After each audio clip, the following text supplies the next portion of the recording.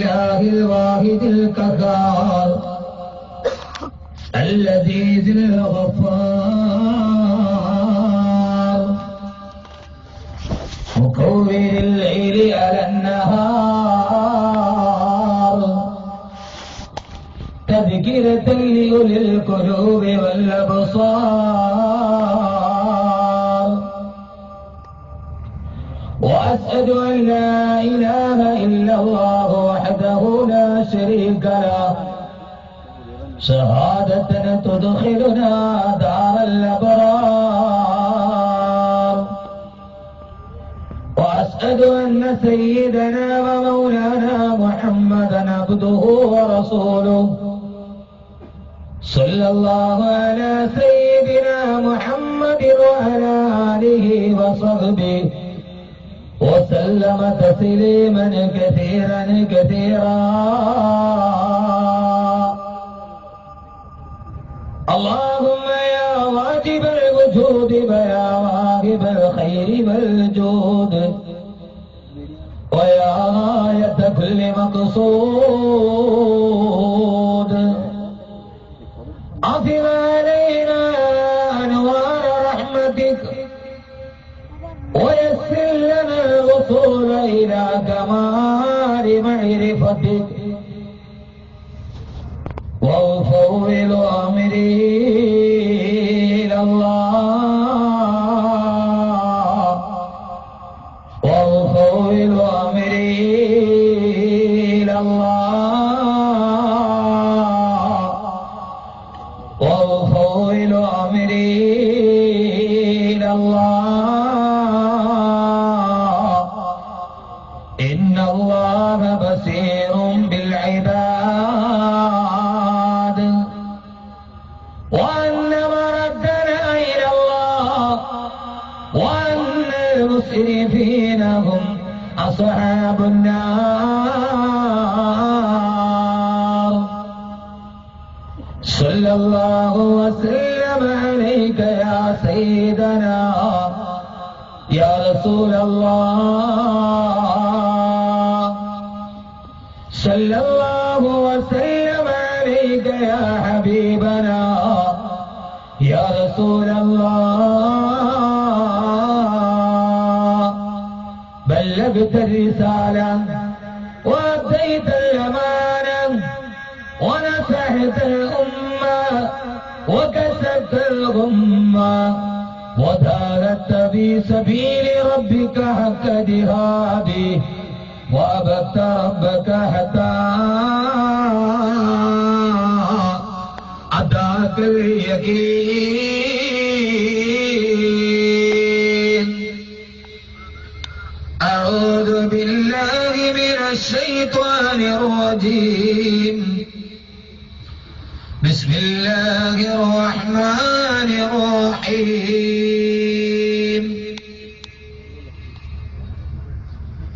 يا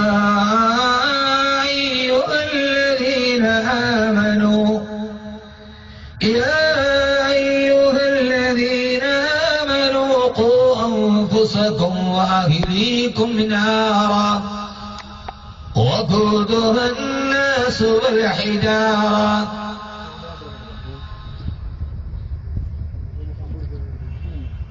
عليها ملائكة غلاظ شداد لا يعصون الله ما أمرهم ويفعلون ما يؤمرون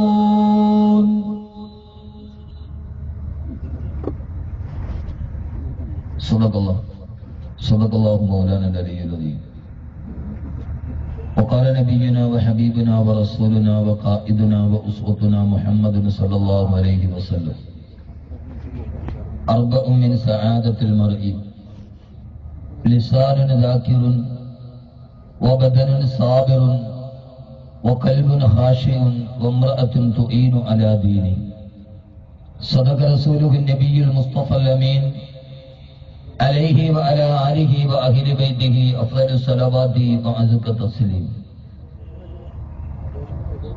أزكى الصلاة مع السلام تعترت قد شاش في المذنبين تكاثرت أمت وعله والسحاب فبشرت فأخذت مسكيني يترب الخيشوما صلوا عليه وسلموا تسليما وعليك حبي يا رسول الله وعليك حبي يا رسول الله وعليك حبا يا رسول الله من عند العاصي صلاة الله معها تحيته سلام الله إذ نالك ذلك عاشقا تضخيما صلوا عليه وسلموا تسليما.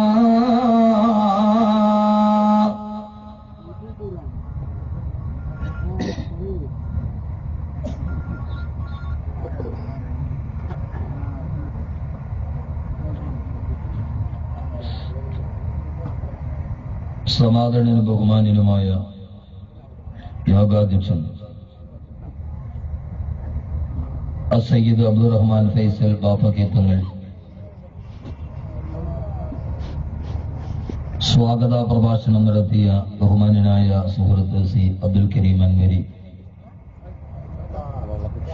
ഈ സദസ്സിന്റെ ദുആ നിർവഹിച്ച ബഹുമാന്യനായ ടി എ റഷീദ് ഫൈലി, ഈ പുണ്യമായ സദസ്സിൽ സാന്നിധ്യം വേണ്ടി സദസ്സിനെ അനുഗ്രഹീതമാക്കുകയും ഈ സദസ്സിന്റെ ഔപചാരികമായ ഉദ്ഘാടനം നിർവഹിക്കുകയും ചെയ്ത ബഹുമാനനായ പാണക്കാട് സയ്യിദ് ഹമീദ് അലി ശിഹാബ് തങ്ങൾ, വേദിയിൽ ഉപവിഷ്ടരായ ബഹുമാന്യരായ മഹത് വ്യക്തിത്വങ്ങൾ, ഈ നാട്ടിലെ നഗരസഭാ കൗൺസിലർമാർ, ബഹുമാന്യരായ ആദരണീയരായ മഹത് വ്യക്തിത്വങ്ങളെ, പ്രിയ സഹോദരങ്ങളെ, സഹോദരിമാരെ, അസ്സലാമു അലൈക്കും വറഹ്മത്തുള്ളാഹി തആല വബറകാതുഹു. ഇതര സഹോദര സമുദായത്തിൽപ്പെട്ട ആരെങ്കിലും ഈ ശബ്ദം ശ്രവിക്കുന്നുവെങ്കിൽ അവർക്കെന്റെ ഇസ്ലാമിക തത്വാധിഷ്ഠിത അഭിവാദനങ്ങൾ.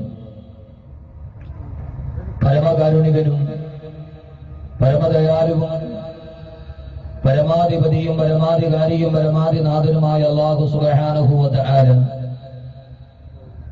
ഈ പുണ്യമായ സദസ്സിന്റെ പവിത്രതയും പരിശുദ്ധതയും പരിപാവനതയും കൊണ്ട് നമ്മുടെ ഗതകാല ജീവിതത്തിലെ സമസ്ത അപരാധങ്ങളും പുറത്തു മാപ്പാക്കി തരുമാറാകട്ടെ. ശിഷ്ടമുള്ള ജീവിതം പാപങ്ങളിൽ നിന്ന് ഒഴിഞ്ഞു മാറി അള്ളാഹുവിനും അവന്റെ പ്രവാചകനും വെടിക്കെട്ട് ജീവിക്കുവാൻ ആദ്യമായി എന്നോടും ശേഷം നിങ്ങളോടും ഞാൻ വസിയ്യത്ത് ചെയ്യുകയാണ്. അല്ലാഹു സുബ്ഹാനഹു വ തആല നമ്മിൽ നിന്ന് മരണപ്പെട്ടു പോയ നമ്മുടെ മാതാപിതാക്കൾ, ബന്ധുമിത്രാദികൾ, സഹോദരീ സഹോദരന്മാർ, ദുആ നമ്മോട് വസിയ്യത്ത് ചെയ്തവർ, ഇൽമിന്റെ വഴികളിൽ നമ്മുടെ സഹായികളായിരുന്നവർ, നമ്മുടെ അഭ്യുദയാകാംക്ഷികൾ, എല്ലാത്തിലുമുപരി ഈ പരിപാവനമായ മജ്ലിസുൽ ഇൽമിന്റെ തീരങ്ങളിലേക്ക് നമ്മെ കൈപിടിച്ചു നടത്തിയ അഭിനന്ദരായ നമ്മുടെ ഗുരുനാഥന്മാർ, എല്ലാവരുടെയും കപടങ്ങളെ അല്ലാഹു സുബ്ഹാനഹു വ തആല വിശാലമാക്കി കൊടുക്കുമാറാകട്ടെ. അവരുടെ പരലോക ജീവിതം സുഖത്തിലും സമാധാനത്തിലും സന്തുഷ്ടിയിലും സംതൃപ്തിയിലുമായി അല്ലാഹു സുബ്ഹാനഹു വ തആല കബൂൽ ചെയ്ത് അനുഗ്രഹിക്കുമാറാകട്ടെ എന്ന ദുആയോടെ ഈ നാട്ടിലെ തീരപ്രദേശത്തിലെ കാലങ്ങളായി ഈ നാടിന്റെ സാമൂഹിക സാംസ്കാരിക ആത്മീയ ജീവിതത്തിന്റെ പുരോഗതിയുടെ പ്രേരക ചാലക ശക്തിയായി മാറിയ സലാമത്തുൽ ഇസ്ലാം മദ്രസയുടെ 25ാം വാർഷികവുമായി ബന്ധപ്പെട്ട് നടത്തപ്പെടുന്ന ഒരു സദസ്സിലാണ് ഞാൻ നിങ്ങളും ഒരുമിച്ച് കൂടുക. അല്ലാഹുവിന്റെ അതിമഹത്തായ അനുഗ്രഹത്താൽ ഈ ഒരുമിച്ച് കൂടൽ അല്ലാഹു സുബ്ഹാനഹു വ തആല സ്വീകരിക്കുമാറാകട്ടെ. ഇതിനുവേണ്ടി മനസ്സാവാത കർമ്മണ കുറെ നാളുകളായി അശ്രാന്ത പരിശ്രമം നടത്തുന്ന ഇതിന്റെ ഭാരവാഹികൾ, ഇതിന്റെ ബഹുമാനരായ സ്വാഗത സംഘം ഭാരവാഹികൾ, അതിന് സർവാത്മന പിന്തുണയുമായി സഹകരിച്ചായി നാട്ടിലെ പ്രിയപ്പെട്ട സഹോദരങ്ങളെ സഹോദരിമാർ, എല്ലാവർക്കും അല്ലാഹു സുബ്ഹാനഹു വ തആല അർഹമായ പ്രതിഫലം നൽകി അനുഗ്രഹിക്കുമാറാകട്ടെ എന്ന ദുആയോടെ പ്രവാസിയുടെ ഭാര്യ എന്ന ശീർഷകത്തിന്റെ കീഴിൽ ഞാൻ എന്റെ പ്രഭാഷണത്തിലേക്ക് കടക്കുകയാണ്. അല്ലാഹു സുബ്ഹാനഹു വ തആല നമ്മെ എല്ലാവരെയും ഈ സദസ്സിൽ ഒരുമിച്ചുകൂടി അവസാനം ഒരേപോലെ അല്ലാഹുവിന്റെ മുമ്പിൽ കൈകളെത്തി ദുആ ചെയ്ത് നമ്മുടെ ജീവിതത്തിന്റെ എല്ലാ പ്രയാസങ്ങളും എല്ലാ ദുഃഖങ്ങളും അല്ലാഹുവിന്റെ മുമ്പിൽ ഏറ്റുപറഞ്ഞ് അല്ലാഹുവിന്റെ അടുക്കൽ നിന്ന് സമാധാനത്തിന്റെ ഒരു നനുനനുത്ത സ്പർശവുമായി തിരിച്ചു പോകാൻ അല്ലാഹു നമ്മുടെ ഇന്നത്തെ ഈ സദസ്സിനെ കാരണമാക്കുമാറാകട്ടെ എന്ന ദുആയോടുകൂടി നിങ്ങളുടെ എല്ലാവരെയും അനുമതിയോടെ ഞാൻ എന്റെ പ്രഭാഷണ വിഷയത്തിലേക്ക് കടക്കുകയാണ്. അല്ലാഹു നാം ഏവരെയും സ്വീകരിക്കുമാറാകട്ടെ. ഈ ലൈറ്റ് ഇടത്തോട്ട് മാറ്റി വെക്കുവാണ്. കണ്ണിലടിച്ചിട്ട് ആരെയും കാണാൻ വയ്യ. എല്ലാ ആളുകളും ഇരിക്കുന്ന ഇടതുഭാഗത്താണത്.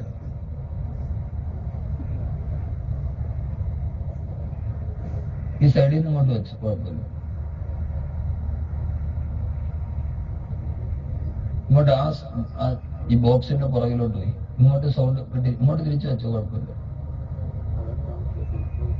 എനിക്ക് ഈ ഓഡിയൻസിനെ കാണാൻ വയ്യാതെ അങ്ങനെ വെച്ചാൽ കേബിള് പോകില്ലേ.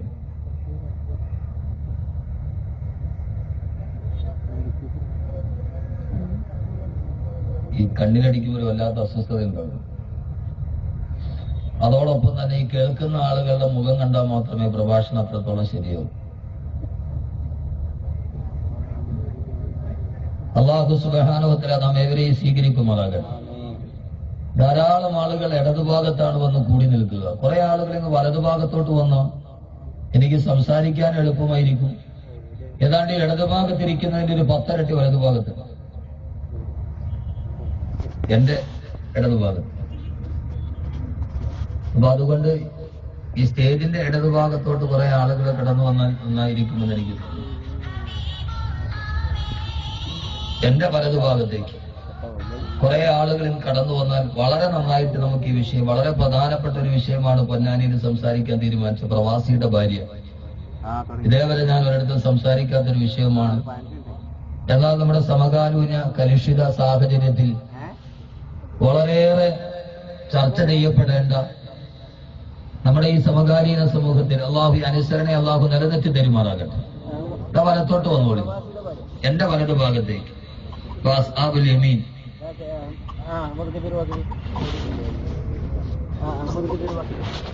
അല്ല, മുമ്പിലിരുന്നവരോട് ഇരുന്നോളി. അവിടെ ആ സൈഡിൽ ഇരിക്കുന്നവരങ്ങ് അവിടെ ഇരുന്നോളി. അവിടെ അല്ലാഹു സുബ്ഹാനഹു വ തആല ഇങ്ങോട്ടല്ല, ഫ്രണ്ടിലേക്കല്ല, ബാക്കിൽ അവിടെ ക്യാമറയും മറ്റു കാര്യങ്ങളൊക്കെ ഇരിപ്പുണ്ട്. ഇതിന്റെ വയറുകളുണ്ട്, ഷോർട്ടാവും. അല്ലാഹു സുബ്ഹാനഹു വ തആല നമ്മുടെ ഈ സദസ്സിനെ അല്ലാഹു പൂർണ്ണമായി സ്വീകരിക്കുമാറാകട്ടെ. നമ്മുടെ ബഹുമാനനായ കൗൺസിലർ നേരത്തെ പറഞ്ഞതുപോലെ പ്രധാനപ്പെട്ട ആളുകളുടെ പ്രഭാഷണം കേൾക്കാൻ വേണ്ടി മാത്രം തിരഞ്ഞെടുക്കപ്പെട്ട ചില ആളുകൾ വന്നിരുന്നത് ഇന്ന് നമ്മുടെ ഈ ആത്മീയ സദസ്സുകൾ വളരെ സജീവമാണ്. അദ്ദേഹം പറഞ്ഞ ഒരു വാക്കിനെ ഞാൻ അടിവരയിടുകയാണ്. എല്ലാവരും ദീനിയായ കാര്യത്തിൽ മുമ്പന്തിയിലാണ്, പക്ഷെ ജീവിത ശൈലിയിൽ അത് കാണുന്നില്ല. എന്തുകൊണ്ടൊക്കെയോ നമ്മൾ ആ ജീവിത ശൈലിയിൽ ഇസ്ലാമിന്റെ നേർരേഖകൾ മാറിപ്പോകുന്നു എന്ന വളരെ പ്രധാനപ്പെട്ട ഒരു വിഷയം തന്നെയാണ് നമുക്കിവിടെ ചർച്ച ചെയ്യപ്പെടേണ്ടത്. എന്തുകൊണ്ടോ അല്ല, ബോധപൂർവം അതിൽ നിന്ന് നാം മാറി നിന്നതാണ് നമ്മുടെ സമകാലീന സമൂഹത്തിന്റെ ഏറ്റവും വലിയ തീരാ ദുരന്തങ്ങൾക്ക് കാരണമെന്ന് തിരിച്ചറിയാനും ആ തിരിച്ചറിവ് നമ്മുടെ ജീവിതത്തിൽ പകർത്തി പ്രവാസിയുടെ ഭാര്യ എന്ന വിഷയത്തിലൂടെ ഞാൻ ആഗ്രഹിക്കുന്നത് ജീവിതത്തിന്റെ എല്ലാ നന്മകളുടെയും നമ്മുടെ ഈ നാട്ടിലെ എല്ലാവിധ ഉയർച്ചകളുടെയും പുറകിൽ പ്രവാസിയുടെ വിയർപ്പാണ് എന്ന കാര്യത്തിൽ ആർക്കും തർക്കമില്ല.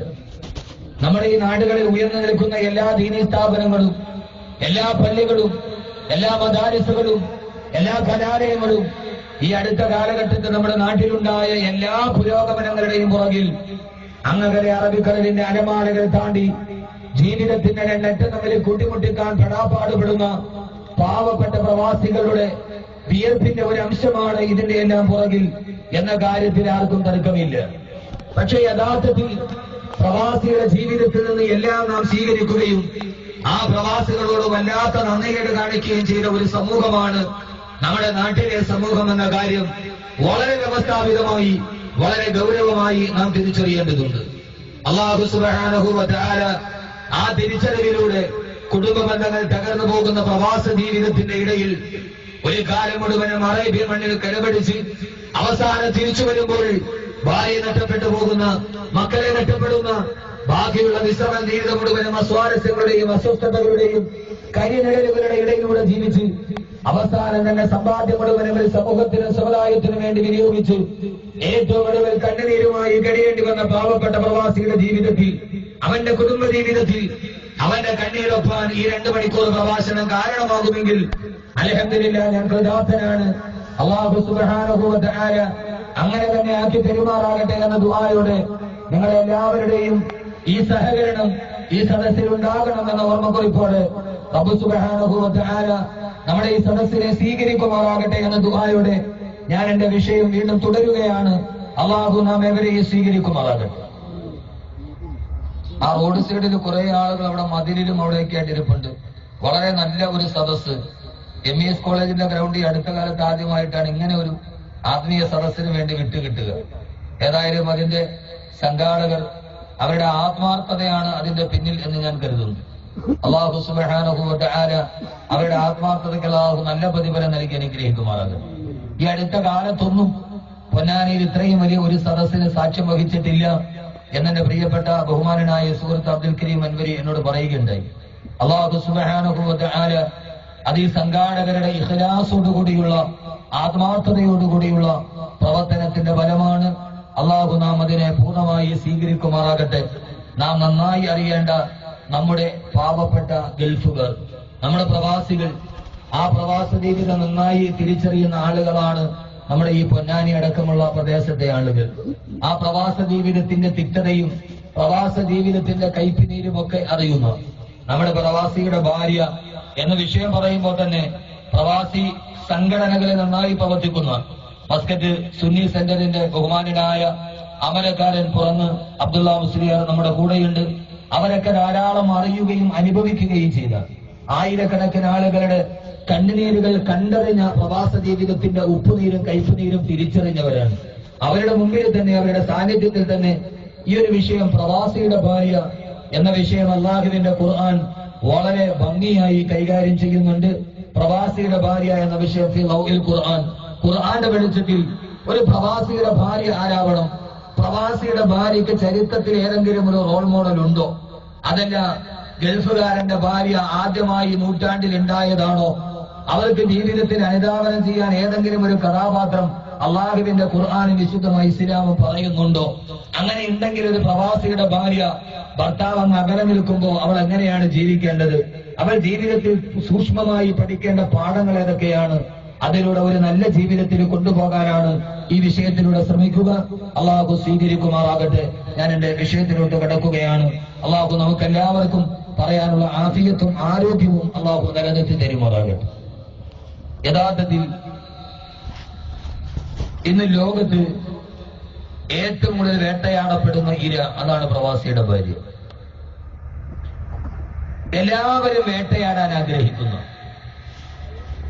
ഇന്ന് നമ്മുടെ സാഹചര്യത്തിൽ ഏറ്റവും കൂടുതൽ വേട്ടയാടപ്പെടുന്ന കുറുക്കനും വേട്ടമൃഗങ്ങളും കണ്ണുകളുമായി കാത്തു നിൽക്കുന്ന 4 ഭാഗത്തു നിന്നും വലയം ചെയ്യപ്പെട്ട ഒരു വേടന്റെ വലയിൽ വീണ ഒരു മൃഗത്തിന്റെ അവസ്ഥയാണ് പ്രവാസിയുടെ ഭാര്യയെ ഒരു ഭാഗത്തുകൂടി നാം നോക്കും. യഥാർത്ഥത്തിൽ പ്രവാസിയുടെ ഭാര്യയ്ക്ക് പറയാൻ കഴിയുന്ന ഒരു നിർവചനം അതാണ്. ഏറ്റവും കൂടുതൽ വേട്ടയാടപ്പെടുന്ന ഇര ഒരു ഭാഗത്ത്, മറുഭാഗത്ത് എവിടേക്കാണ് അടിച്ചുവിട്ട് എന്നത് അറിയാതെ കടിഞ്ഞാണില്ലാതെ നിയന്ത്രണമില്ലാതെ വല്ലാത്ത കുതിപ്പോടെ പായുന്ന ഒരു വേട്ട മൃഗത്തിന്റെ റോഡും ചിലപ്പോൾ പ്രവാസിയുടെ ഭാര്യയ്ക്ക് ഉണ്ടാവാറുണ്ട്. ഒരു ഭാഗത്ത് ഇരയും മറുഭാഗത്ത് വേട്ടമൃഗവുമായി സമകാലീന സാമൂഹ്യ സ്ഥിതികളുടെ കലുഷിതമായ സാഹചര്യങ്ങളിലൂടെ എവിടേക്കാണ് നടക്കേണ്ടതെന്നറിയാതെ എങ്ങനെയാണ് ജീവിക്കേണ്ടത് എന്നറിയാതെ നടന്നു പോകുന്ന പ്രവാസിയുടെ ഭാര്യയെ ലോകത്തിന് മുമ്പിൽ അവതരിപ്പിക്കുമ്പോ ആദ്യമായി നാം അറിയേണ്ട പ്രധാനപ്പെട്ട പാഠം, നൂറ്റാണ്ടുകൾക്ക് മുമ്പ് ഇതേപോലെ മദീനയിലെ ഒരു പ്രഭാത സമയം രാവിലെ ഈത്തപ്പനമരത്തിന്റെ ഓലകൾ കൊണ്ട് നെയ്തുണ്ടാക്കപ്പെട്ട കുടിൽ നിന്ന് ബിലാൽ റളിയല്ലാഹു തആല അൻഹുവിന്റെ സുബഹിന്റെ നാദം കേട്ട് ആദരവായ പ്രവാചകൻ നബി മുഹമ്മദ് മുസ്തഫ സല്ലല്ലാഹു അലൈഹി വസല്ലമയുടെ പ്രിയപ്പെട്ട അനുയായികൾ മസ്ജിദുൻ നബവിയിലേക്ക് സുബഹി നമസ്കാരത്തിന് വേണ്ടി പാഞ്ഞെടുക്കുമ്പോ ലോകത്തിലെ ഏറ്റവും അനുഗ്രഹീതനായ മനുഷ്യനാഥനാവായ പ്രവാചകൻ നബി മുഹമ്മദ് മുസ്തഫ സല്ലല്ലാഹു അലൈഹി വസല്ലമയുടെ പുറകിൽ സുബഹി നമസ്കാരത്തിന് കൈകെട്ടി നമസ്കാരം ലഭിക്കാൻ ഭാഗ്യം ലഭിച്ച അപൂർവമായ ഭാഗ്യത്തിന്റെ ഉടമകൾ സുബഹി നമസ്കാരം കഴിഞ്ഞു. അല്ലാഹുവിന്റെ പ്രവാചകൻ സലാം വീട്ടി. റസൂലുള്ളാഹി സ്വല്ലല്ലാഹു അലൈഹി വസല്ലം പതിവ് പോലെ സുബഹി നമസ്കാരത്തിന് ശേഷം തങ്ങളോട് ഇന്ന് വിലപ്പെട്ട ഏത് ഉപദേശമാണ് നൽകുന്നത് എന്നറിയാൻ സാഹൂദ സത്രക്കും അല്ലാഹുവിന്റെ പ്രവാചകന്റെ പഞ്ചമ്പകപ്പൂ തേനിത കഥകളിൽ നിന്ന് ശ്രദ്ധിച്ചിരിക്കുന്ന അവിടുത്തെ പ്രിയപ്പെട്ട അനുയായികളോട് അന്ന് അല്ലാഹുവിന്റെ പ്രവാചകൻ സല്ലല്ലാഹു അലൈഹി വസല്ലം പഠിപ്പിച്ചു കൊടുത്തൊരു വലിയ പാഠമായിരുന്നു. ജീവിതത്തിൽ ഒരിക്കലും മറക്കാൻ കഴിയാത്ത പാഠം, ജീവിതത്തിൽ ഒരിക്കലും വിസ്മരിക്കാൻ കഴിയാത്ത പാഠം. തന്റെ നേരെ സതുപദേശത്തിന്റെ വർണ്ണ കാഴ്ചകളിലോട്ട് കിടന്നു പോകാൻ കാത്തിരിക്കുന്നതിന്റെ പ്രിയപ്പെട്ട അനുയായികളുടെ അടുക്കൽ അല്ലാഹുവിന്റെ പ്രവാചകൻ എന്ന് ചോദിച്ച പ്രധാനപ്പെട്ട ചോദ്യം ഇതായിരുന്നു, അലാ ഉഖബിറുകും ബിഖൈരി മാ യക്നിസുൽ മർഉ. അല്ലാഹുവിന്റെ പ്രവാചകൻ സല്ലല്ലാഹു അലൈഹി വസല്ലമയുടെ ചോദ്യമുണ്ടായി. പ്രവാചകൻ സല്ലല്ലാഹു അലൈഹി വസല്ലമയുടെ ചോദ്യം മറ്റൊന്നുമായിരുന്നില്ല. അല്ലാഹുവിന്റെ പ്രവാചകൻ ചോദിച്ചു അത്രേ, അലാ ഉഖബിറുകും ബിഖൈരി മാ യക്നിസുൽ മർഉ. ഒരു പുരുഷന്റെ ജീവിതത്തിൽ അല്ലാഹു അവന് നൽകുന്ന വിലമതിക്കാൻ കഴിയാത്ത സൗഭാഗ്യമേടെന്ന്, ഒരു പുരുഷ ജീവിതത്തിന് വില നിശ്ചയിക്കാൻ കഴിയാത്ത അമൂല്യമായ നിധിയേടെന്ന് നിങ്ങൾക്ക് ഞാൻ പറഞ്ഞു തരട്ടെയോ? അല്ലാഹുവിന്റെ പ്രവാചകന്റെ സഹാബത്ത് മറുപടി പറഞ്ഞു, അത്രേ നബിയേ, ബലാ റസൂലല്ലാഹ്. അല്ലാഹുവിന്റെ തിരുദൂതരെ പറഞ്ഞു തരിക നബിയേ, അല്ലാഹുവിന്റെ തിരുദൂതരെ പറഞ്ഞു തരിക നബിയേ. അല്ലാഹുവിന്റെ പ്രവാചകൻ സല്ലല്ലാഹു അലൈഹി വസല്ലമ ജീവനോട് പെണ്ണിനെ കുറിച്ചു മൂടിയ കാലഘട്ടത്തിൽ പെണ്ണീ ലോകത്ത് മാനം കാണേണ്ടവളല്ല, അവൾ മാനത്തെ പ്രകാശം കാണേണ്ടവളല്ല എന്ന നിർബന്ധ ബുദ്ധിയോട് ജനിച്ച വീണ ഉടനെ പെണ്ണിനെ മണ്ണിൽ കുറിച്ചു മൂടിയ കാട്ടാളന്മാരോട് അല്ലാഹുവിന്റെ പ്രവാചകന്റെ ലോകത്തിന്റെ സ്ത്രീത്വത്തിന്റെ വിമോചനത്തിന്റെ ശബ്ദമുയർന്നു. ഒരു പുരുഷ ജീവിതത്തിൽ കിട്ടുന്ന അമൂല്യമായ നിധി ഏതെന്ന് നിങ്ങൾക്കറിയുമോ? അൽ മർഅതു സാലിഹ, അൽ മർഅതു സാലിഹ.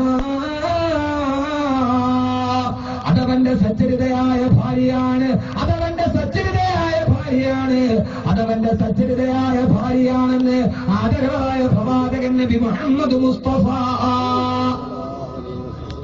ആദരവായ പ്രവാചകൻ നബി മുഹമ്മദ് മുസ്തഫ. നീ മൈക്ക് വ്യക്തികളൊന്ന് ബേസ് കൂട്ടിട്ട് ഇത്ര സ്ഥലത്തുള്ള ആദരവായ പ്രവാചകൻ നബി മുഹമ്മദ് മുസ്തഫ. ഇപ്പോഴാണ് മുസ്ലിമാണെന്നുള്ള ബോധമുണ്ട്. ആദരവായ പ്രവാചകൻ നബി മുഹമ്മദ് മുസ്തഫ സല്ലല്ലാഹു അലൈഹി വസല്ലം, അല്ലാഹുവിന്റെ പ്രവാചകൻ സല്ലല്ലാഹു അലൈഹി വസല്ലമയുടെ ഒറ്റ ഹദീസിലൂടെ നാം തുടങ്ങുകയാണ്. ഒരു പുരുഷന്റെ ജീവിതത്തിൽ വിലമതിക്കാൻ കഴിയാത്ത അമൂല്യമായ തിരുവനന്തപുരത്തെ അനന്തപുരിയിലെ പത്മനാഭസ്വാമി ക്ഷേത്രത്തിന്റെ നിലവറയിൽ കൂട്ടിയിട്ട കാലാന്തരങ്ങളിൽ പഴക്കമുള്ള സ്വർണ്ണാഭരണങ്ങൾക്ക് വില നിശ്ചയിക്കാം. പക്ഷേ ബ്രൂണൈ സുൽത്താന്റെ 4488 ശീതീകരിച്ച റൂമുകളിൽ കിടന്നുറങ്ങുന്ന സാക്ഷാൽ ബ്രൂണൈ സുൽത്താന്റെ വരുമാനത്തിന്റെ അമൂല്യമായ വരുമാനത്തിന്റെ കണക്ക് കൂട്ടിയെടുക്കാം. ഇന്ത്യ രാജ്യത്തിന്റെ ഏറ്റവും പ്രമുഖനായ വ്യവസായിയായ മുകേഷ് അംബാനിയുടെ ഒരു മാസത്തെ വീട്ടുവരുമാനം 980 കോടി രൂപയാണെന്ന് നമുക്ക് കണക്കാക്കാം. പക്ഷേ വില കണക്കാക്കാൻ കഴിയാത്ത അമൂല്യമായ ഒരു നിധി ലോകത്തിന്റെ, ആ നിധി ഏതെന്ന് നിങ്ങൾക്കറിയുമോ എന്ന് ലോകത്തോട് ചോദിച്ചു ആദരവായ റസൂലുള്ളാഹി സ്വല്ലല്ലാഹു അലൈഹി വസല്ലം. എന്നിട്ട് പറഞ്ഞു, ഒരു പുരുഷന്റെ ജീവിതത്തിൽ കിട്ടുന്ന അമൂല്യമായ നിധി ഏതാ? ഈ ഗ്രൗണ്ട് മുഴുവൻ നിറഞ്ഞിരിക്കുന്ന എന്റെ വലതുഭാഗത്തിരിക്കുന്ന ഈ സമൂഹം. നമ്മുടെ ജീവിതത്തിലെ വിലമതിക്കാൻ കഴിയാത്ത നിധിയാണ് പെണ്ണ് എന്ന ആദരവായ റസൂലുള്ളാഹി സ്വല്ലല്ലാഹു അലൈഹി വസല്ലം. എപ്പോഴാണ് അവൾക്ക് വിലയിടാൻ കഴിയാത്തത്? ഇന്ന് പെണ്ണിന് വിലയിടുന്ന കാലം. ഹദീസ് കേൾക്കുന്നതിൽ മാത്രമല്ല, എപ്പോഴാണ് അവൾക്ക് വില നിശ്ചയിക്കാൻ കഴിയാത്തത്?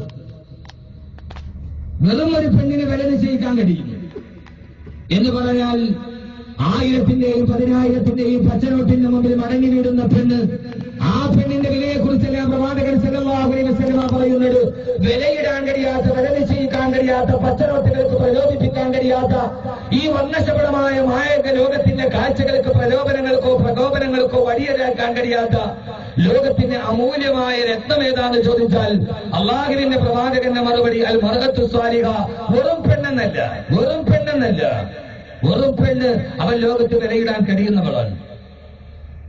ഭോഗനിഷ്ഠയുടെ മരിപ്പുറമായി പോയ ഹൃദയത്തിന്റെ മുമ്പിൽ ആരുടെ മുമ്പിലും അടിയറ വെക്കാൻ കഴിയുന്ന പെണ്ണ് അവൾ വില നിശ്ചയിക്കാൻ കഴിയും. പക്ഷേ പ്രവാചകൻ പറഞ്ഞു സാലിഹത്തായ പെണ്ണ് ആരാണവൾ? ആദരവായ റസൂലുള്ളാഹി സ്വല്ലല്ലാഹു അലൈഹി വസല്ലം പറഞ്ഞു, യഥാർത്ഥ സച്ചരിതയായ പെണ്ണ് എന്ന് പറഞ്ഞാൽ അവളുടെ ഗുണം ഇന്നള ഇലൈഹാ സറത്. അവളുടെ മുഖത്തേക്ക് നോക്കിയാൽ നോക്കുന്നവന് സന്തോഷമുണ്ടാവും. ആ പെണ്ണിനോട് അവളുടെ ഭർത്താവ് എന്ത് പറഞ്ഞാലും അവൾ അനുസരിക്കുന്നവളായിരിക്കും. മൂന്നാമത്തെ ലക്ഷണമുള്ളവളാണ് പ്രവാസിയുടെ ഭാര്യ. അതാണ് പ്രവാസിയുടെ ഭാര്യ. സച്ചരിതയായ പെണ്ണിന് 3 ഗുണം. ആദ്യം നിങ്ങൾ ആലോചിക്കുകയും നിങ്ങൾക്ക് കിട്ടിയ നിധി അമൂല്യമാണോ അല്ലയോ? ഈ 3 കാര്യങ്ങൾ ഉണ്ടെങ്കിൽ നമ്മുടെ ഭാര്യ ലോകത്തിലെ നമുക്ക് കിട്ടിയ ഏറ്റവും വലിയ സമ്മാനമാണ്. അള്ളാഹു അങ്ങനെ ആക്കി തരട്ടെ, അള്ളാഹു അങ്ങനെ ആക്കി തരട്ടെ. എന്താ മനുഷ്യന്മാരെ ആമീൻ പറയാത്തത്? പ്രതീക്ഷയില്ലേ? പ്രതീക്ഷയില്ലേ അവനവന്റെ ഭാര്യമാരെ കുറിച്ച്? ഇനി എത്ര ആമീൻ പറഞ്ഞാലും പൊന്നുസ്താദെ അവളെ നന്നാക്കാൻ പറ്റൂലെന്ന് ആവണം. മാറി നിൽക്കണം. നിന്റെ അദൃശ്യതയിൽ അവളുടെ മാനവും നിന്റെ സമ്പത്തും സൂക്ഷിക്കുന്നവൾ. ഭർത്താവിന്റെ അഭാവത്തിൽ അവളുടെ ശരീരത്തെയും തന്റെ ഭർത്താവിന്റെ സമ്പത്തിനെയും സംരക്ഷിക്കുന്നവൾ ആരാണോ അവളാണ് ലോകത്തിലെ സച്ചരിതയായ ഭാര്യ എന്ന് ആദരവായ പ്രവാചകൻ നബി മുഹമ്മദ് മുസ്തഫ, ആദരവായ പ്രവാചകൻ നബി മുഹമ്മദ് മുസ്തഫ സല്ലല്ലാഹു അലൈഹി വസല്ലമ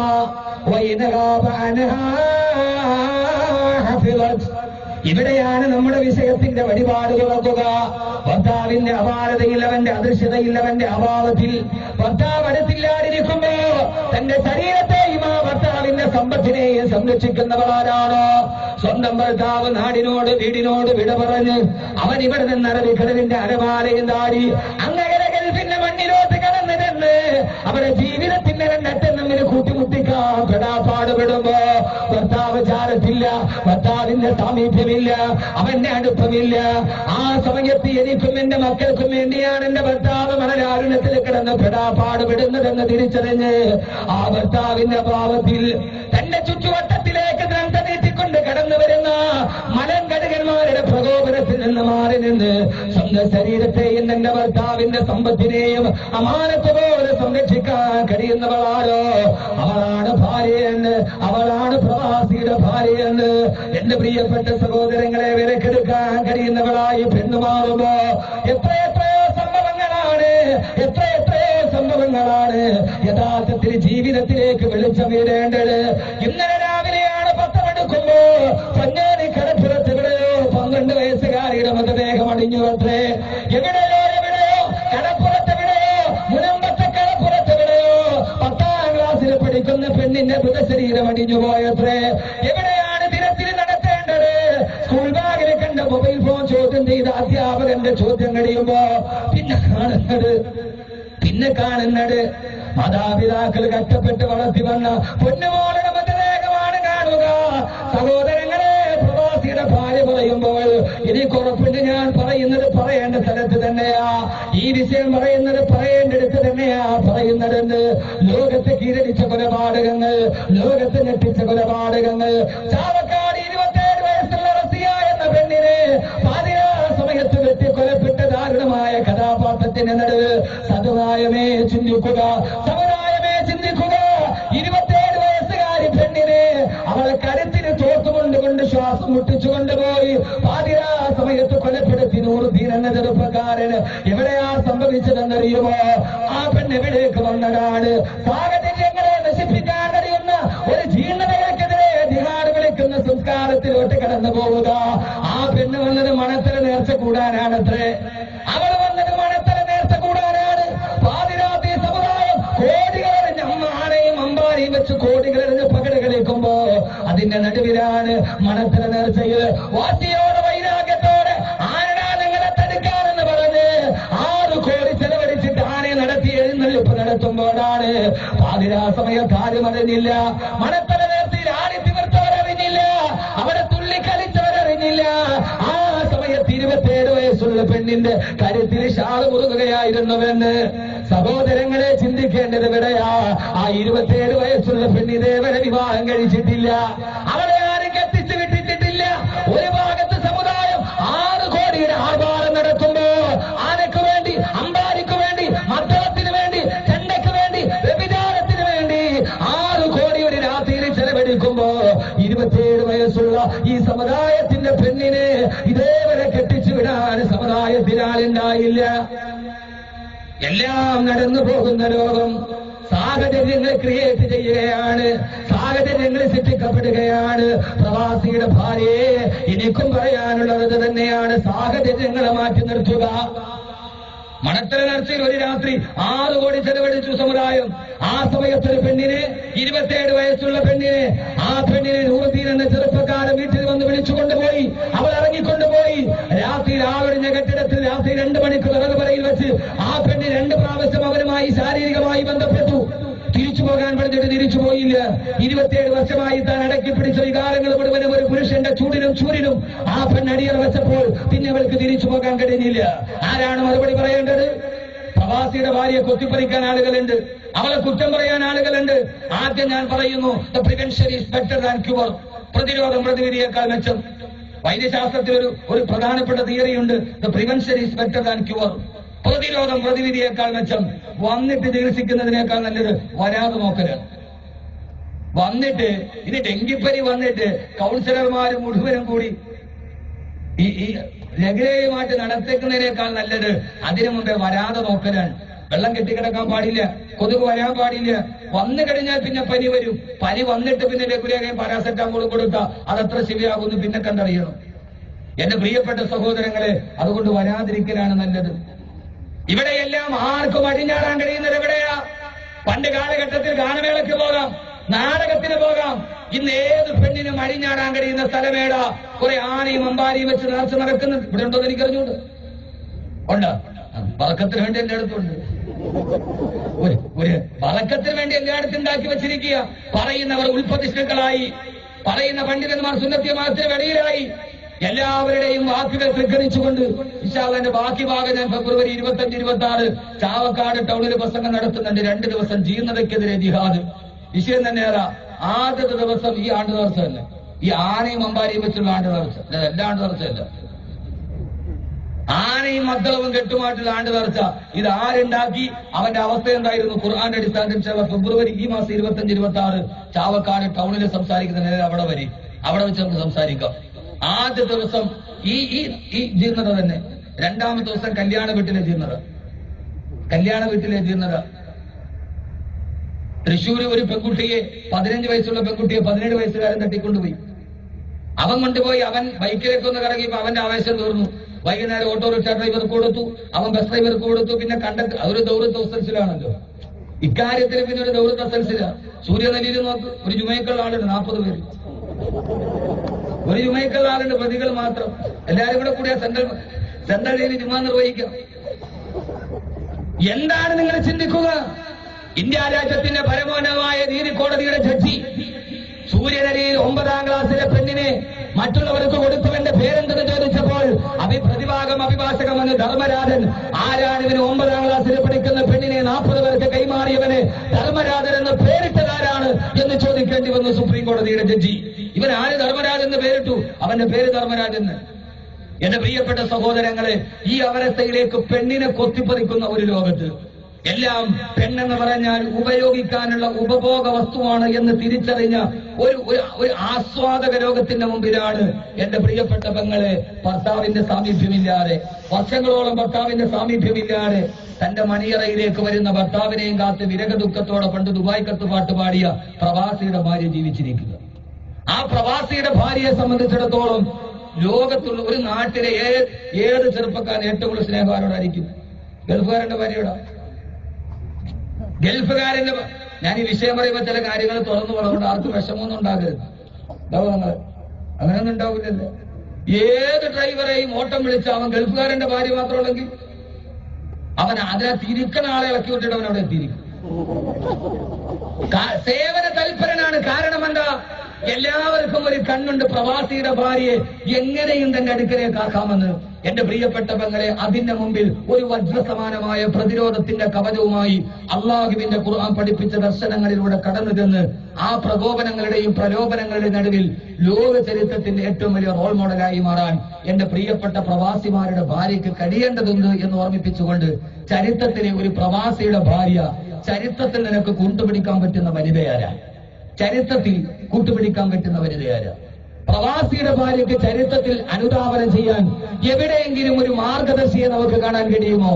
അങ്ങനെ കഴിയുമെങ്കിൽ ഞാൻ ആവർത്തിച്ചു പറയുന്നു, പ്രവാസിയുടെ ഭാര്യയ്ക്ക് ലോകത്ത് ഉൾക്കൊള്ളാൻ പറ്റിയ ഏറ്റവും വലിയ മാതൃകയാണ് ബഹുമാനപ്പെട്ട ബീവി ഹാജർ റളിയല്ലാഹു അൻഹ. ഹാജർ റളിയല്ലാഹു അൻഹ പ്രവാസിയുടെ ഭാര്യയ്ക്ക് ഇതിനേക്കാൾ നല്ല ഒരു റോൾ മോഡൽ. ഈ സദസ്സിന് ഇത്രയും അകലം പാടില്ല. ഈ ബാരിക്കേഡ് കെട്ടി ഇച്ചിരി പുറകിലോട്ടായിരിക്കും. ഇത്തിരി കൂടെ മുമ്പോട്ട് വന്ന ആളല്ല, എന്നാലും നമുക്ക് സംസാരിക്കാൻ ഒരു എയിം കിട്ടും.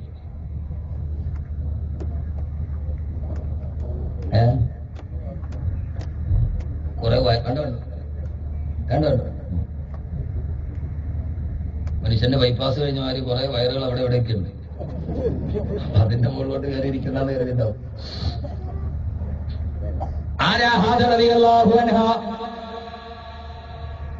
ചരിത്രത്തിലെ 3 പോരായ്മകളുടെ പ്രതീകമാണ്. ആധുനിക ലോകത്തിന്റെ നവലോക ക്രമമനുസരിച്ച് 3 പോരായ്മകളുടെ പ്രതീകമാണ് ഹാജർ. ഹാജർ കറുത്തവള, ഹാജർ വിദേശിയ, ഹാജർ പെണ്ണ, ഹാജർ അടിമയ. 4 പോരായ്മയുണ്ട് ഹാജർ റളിയല്ലാഹു അൻഹ.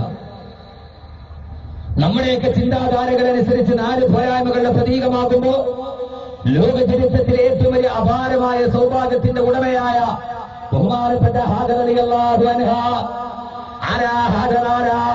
പാരാവാരം പോലെ പരന്നു കിടക്കുന്ന വിശാലമായ മണൽപ്പരപ്പ്, ആ മണൽപ്പരപ്പിലൂടെ കയ്യിൽ പിഞ്ചു പൈതൃനെയും താങ്ങിക്കൊണ്ട് നടന്നു പോകുന്ന തന്റെ പ്രിയപ്പെട്ട ഭർത്താവിന്റെ പുറകിലൂടെ ചോര പൈതൃനെയും കയ്യിൽ പിടിച്ചുകൊണ്ട് കിടന്നു പോകുന്ന ബഹുമാനപ്പെട്ട ഹാജർ റളിയല്ലാഹു തആല അൻഹ. എന്റെ പ്രിയപ്പെട്ട സഹോദരങ്ങളെ, പ്രവാസ ലോകത്തിന്റെ ഏറ്റവും വലിയ തപിക്കുന്ന സ്മരണകളുമായി കടന്നു പോകുമ്പോ ഒരു പ്രവാസിയുടെ ഭാര്യയുടെ ജീവിതത്തിന്റെ ഏറ്റവും വലിയ റോൾ മോഡലാരാ? ഞാൻ പറയുന്ന ഹാജറാണ് റളിയല്ലാഹു തആല അൻഹ.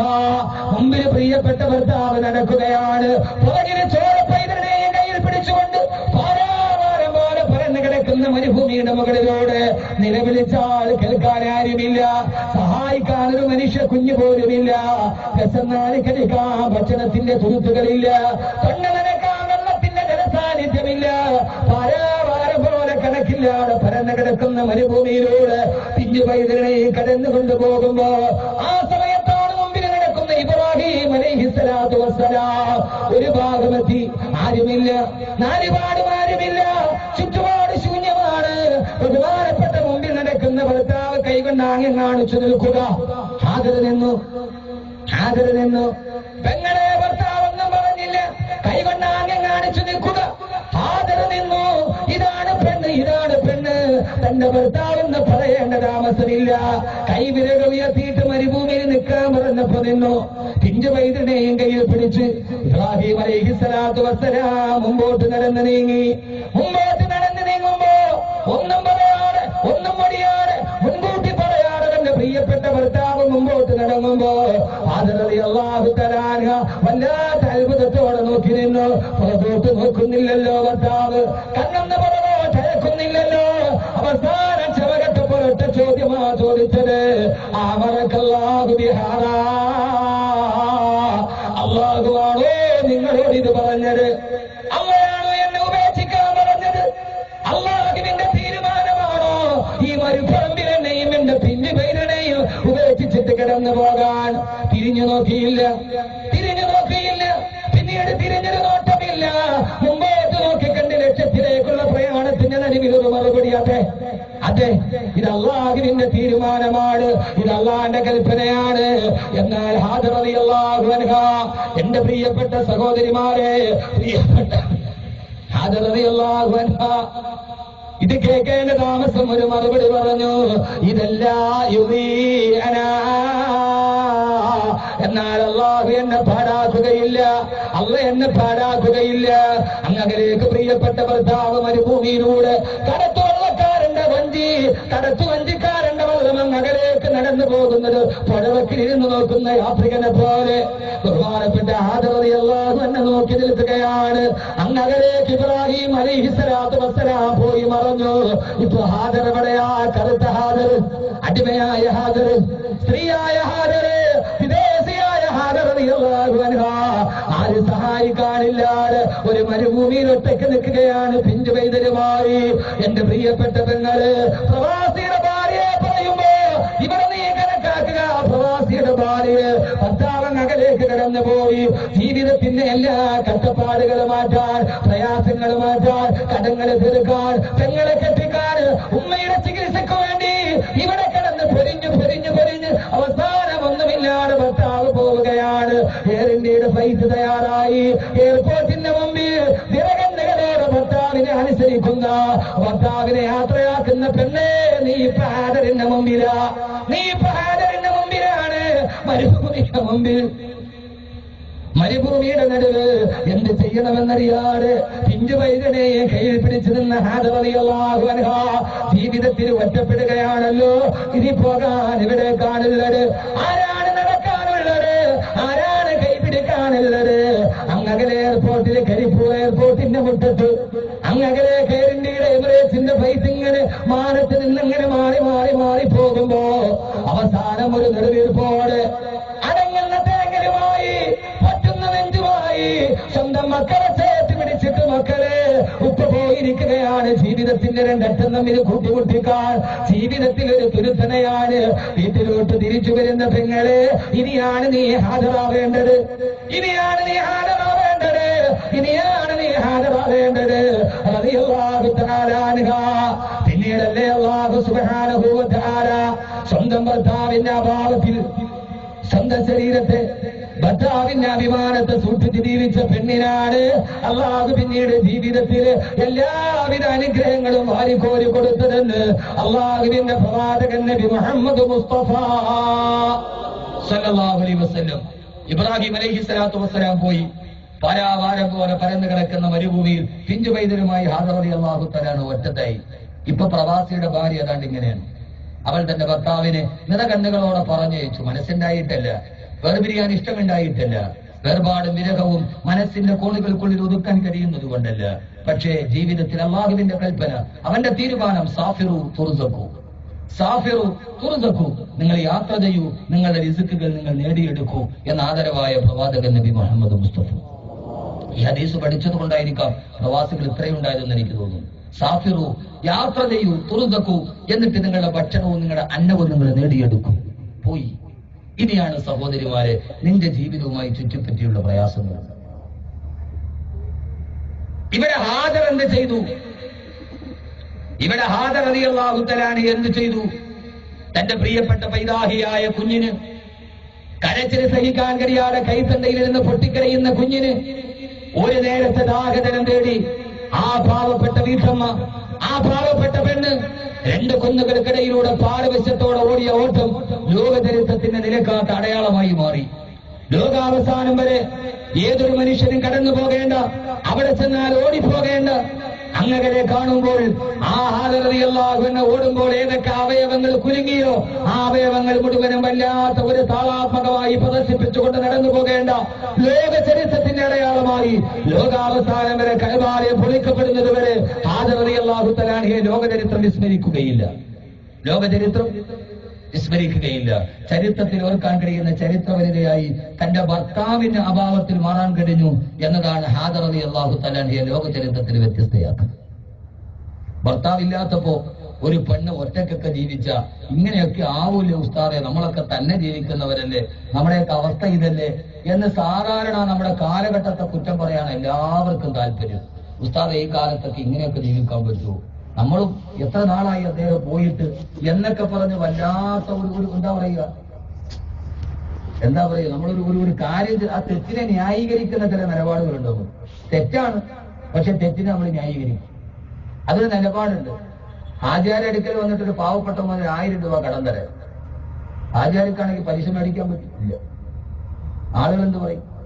ഹാജിയാർ 1000 രൂപയുടെ ഒരു നോട്ടെടുത്തിട്ട് ഈ പൊന്നാനിയിലെ പരിസര പ്രദേശത്തുള്ള ഒരു ഹാജിയാരും അല്ല കേട്ടോ, അങ്ങനെ വിചാരിക്കരുത്. 1000 രൂപയുടെ ഒരു നോട്ടെടുത്തു.